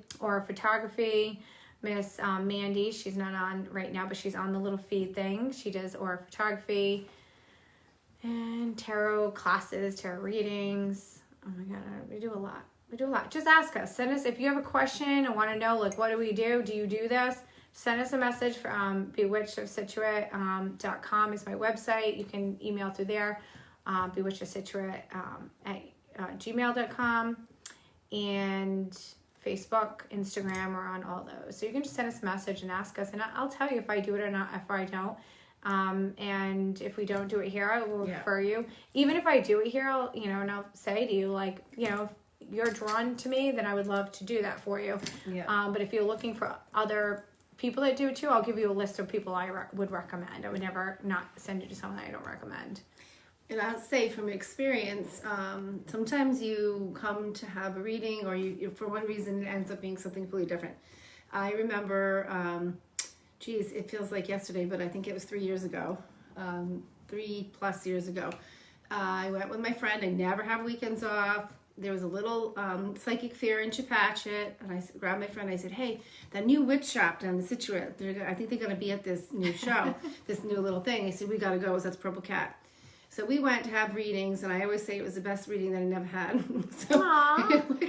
Because what I thought was coming in for, and what the universe, and we talked a lot about synchronicity and trusting spirit and faith and guides, whatever you call them. My friend had a reading. She was, and I went and met Roxanne, and the whole time she had her cards in her hand, and she said something about, she started talking about dogs right away, and I said, "Yeah," and in my journey, I have a child with autism, and my lab was his best friend. It's what connected him to the world, and it kind of started me on my own personal journey of helping other folks in this whole animal human bond, and how it's really much more than just obedience training. So I have been working with folks to do that, and she kept telling me she saw my dog, my yellow lab, who passed away at 15 years old, and it was very hard for us. So she kept telling me that I was getting this dog, and I'm like, "No, lady, you're not." So I said, "I'm a dog trainer. You must be seeing a new client." And she's still holding her cards, like, "Throw the cards." And she was telling me the whole time, "Nope." She's like, "This dog is telling me that this dog, other dog's coming in," and she said, "There's something really special about this dog, and I see like energy coming out of her paws. It's something totally different." And she's going on, and I'm like, "Oh my God." And it's tick-tock, right? Because they have the timer. So yeah. I'm not kidding. When I came in here, I want a little bit of It was love. like ticking, and then my, it was like, "All right, you got to move on." And I'm like, no, I'm not moving on yet. Like, I gotta see this. And I remember seeing the white dog's face. It looked like a wolf. Like, as I was trying to, it was like white, but these blue eyes. Yep. And she said, "Listen," I said, "I'm not getting another dog." She goes, "Listen to me. In 3 days, you're going to get a phone call. I want you to say yes." And so, and she said, and she goes, "And then I want you to come back." And I was like, so I left there, and I was like, "What the?" So, oh no, and you said at one point, you're like, "Well, you didn't do the cards," and I was like, "Well, I don't have to do the cards, but I think I flipped a few cards because like this lady wasn't leaving unless I flipped some cards." I'm like, "I just told you we're getting a dog that's going to change your whole life and do all this stuff with you." And but my preconceived notions, right? Because I didn't trust the message. Well, I work for the state full time. And I was in the office, and one of my dear friends, Kate from Little Ruddy Rescue, she called me, and I'm like, no one calls anybody anymore, right? So when the phone rings, it's serious. She's telling me about, she's got this dog. Shirley wants me to meet him. And I instantly in my head thought it was going to be this 1-year-old dog for some reason. And she's like, "I really want you to meet him. I think it'd be a great dog for autism." And I said, "Okay." So sure enough, she sends a picture, and it's this beautiful little white wolf-looking dog. And I said, "This lady, this crazy witch was right." So she sends the dog, and her name's Tala, Princess of Wolves. And this dog changed my entire life. She was 1,000% right. She's my business partner, make no mistake. And she lets her know that. But she, she allowed me to, she is, like I said, my partner. I started getting to a nursing, it led to a connection to a nursing home. I started a program where people, if you have a dog and you want to learn how to have a therapy or comfort dog, where you go to schools, nursing homes, she was there, but this dog was made for it. So much so, I said, this dog loves everybody. I've never seen, just like she described her energy, she is amazing. And I opened up this whole nonprofit, and since then we've grown. I've got partners in Connecticut, so we do horses and dogs, and we're changing lives just through an animal. And the best part about it, these are rescue dogs. So we're taking dogs that were slated for death, and we're giving them a human that really needed to be saved too. So this crazy reading that I never had, this connection, changed my life. And of course, here I am today. But so it's really important. And she never left. She never left. And the best part about it is after all this, tell me it. You came back to tell me, right. And then we just hit it off, and I was like, started talking all kinds of stuff, and then. But even the way that I found her was my son was invited to a birthday party, and he asked me. It wasn't at her dad's house. It was at the girlfriend's house, who coincidentally lived right across the street from Bewitched. So the last thing I needed to see, I said, okay, I'll drop him off, and I was like sitting outside. When you got to go in somewhere new, and you're like, oh, they're not going to remember me. She's going to think I'm nuts. So I just got to do it. I took a deep breath. I was nervous. I walked in, and who answers the door but my student, one of my dog training students. I'm like, oh my God. I said, what are you doing here? She said, Roxanne's my cousin. I said, okay, that's three. If this isn't a sign that I was supposed to be here. So you just got to take a leap of faith. You got to trust and believe and just let things happen. And if you know Colleen, if she didn't get that sign, she was turning right around and right back out the door. Yeah, give me some more. But Sarah was like, now we're really going to give you something. Right. So you might think the moral of the story is you might think that you need to have this type of reading or this type of service. And that's how the universe works, right? It brings people into life as they need to. And kind of gets you to, if you open up and you believe in all this stuff and you're interested in doing more, I think it's like lily pads. It brings you the people and places that you need to go to continue your journey. Thank you for sharing that. I love that story every time she says it, because like when I remember seeing the image of this dog, I'm like, for a deceased dog to give me so much information, it was such a beautiful thing. So I knew this beautiful connection they had. And then it showed me this wolf thing, but the dog looked older, and the mother had the blue eyes and the big white thing. And because that was another part. I remember the dog saying that the baby, someone was coming. That wolf said, dog said she was sending the baby or whatever. Yeah. I don't remember it all, but I remember it being so unique, because I love connecting with animals on the other side, and even here, because for them to talk a lot like that is like, so I was like in my own other world, like, keep talking, like this is such an amazing thing. But when I seen Tala, in my mind's eye, I remember seeing her paws light up like the rainbow. Okay. But I loved Care Bears. So remember the rainbow that would pop out of their bellies? Like, that's what I seen. And I was just like, you're going to get this. You have to say it. Because in my head, I'm like, if she doesn't take this freaking dog, I'm going to take it. Because like this dog was just, it was coming here to serve such a big purpose. And being able to watch you work with Tala and work like at the old location and even here, they love it. She's like, it's just, she brought like you brought a whole new healing to people and animals, and Yeah. And who Roxanne was seeing is, so she was a rescue from Louisiana, and the people out there, whole other subject, but they don't love animals the same way we do. So her mother was a purebred Siberian Husky, and her father was a blue heeler. So that's what she looks like, a white wolf. But the humans in Louisiana went to the rescue, and they said, we have 8 puppies, and she's like, take them all. And the rescue unfortunately was at max, and she's like, I can only take 1. So this puppy out of all those was picked.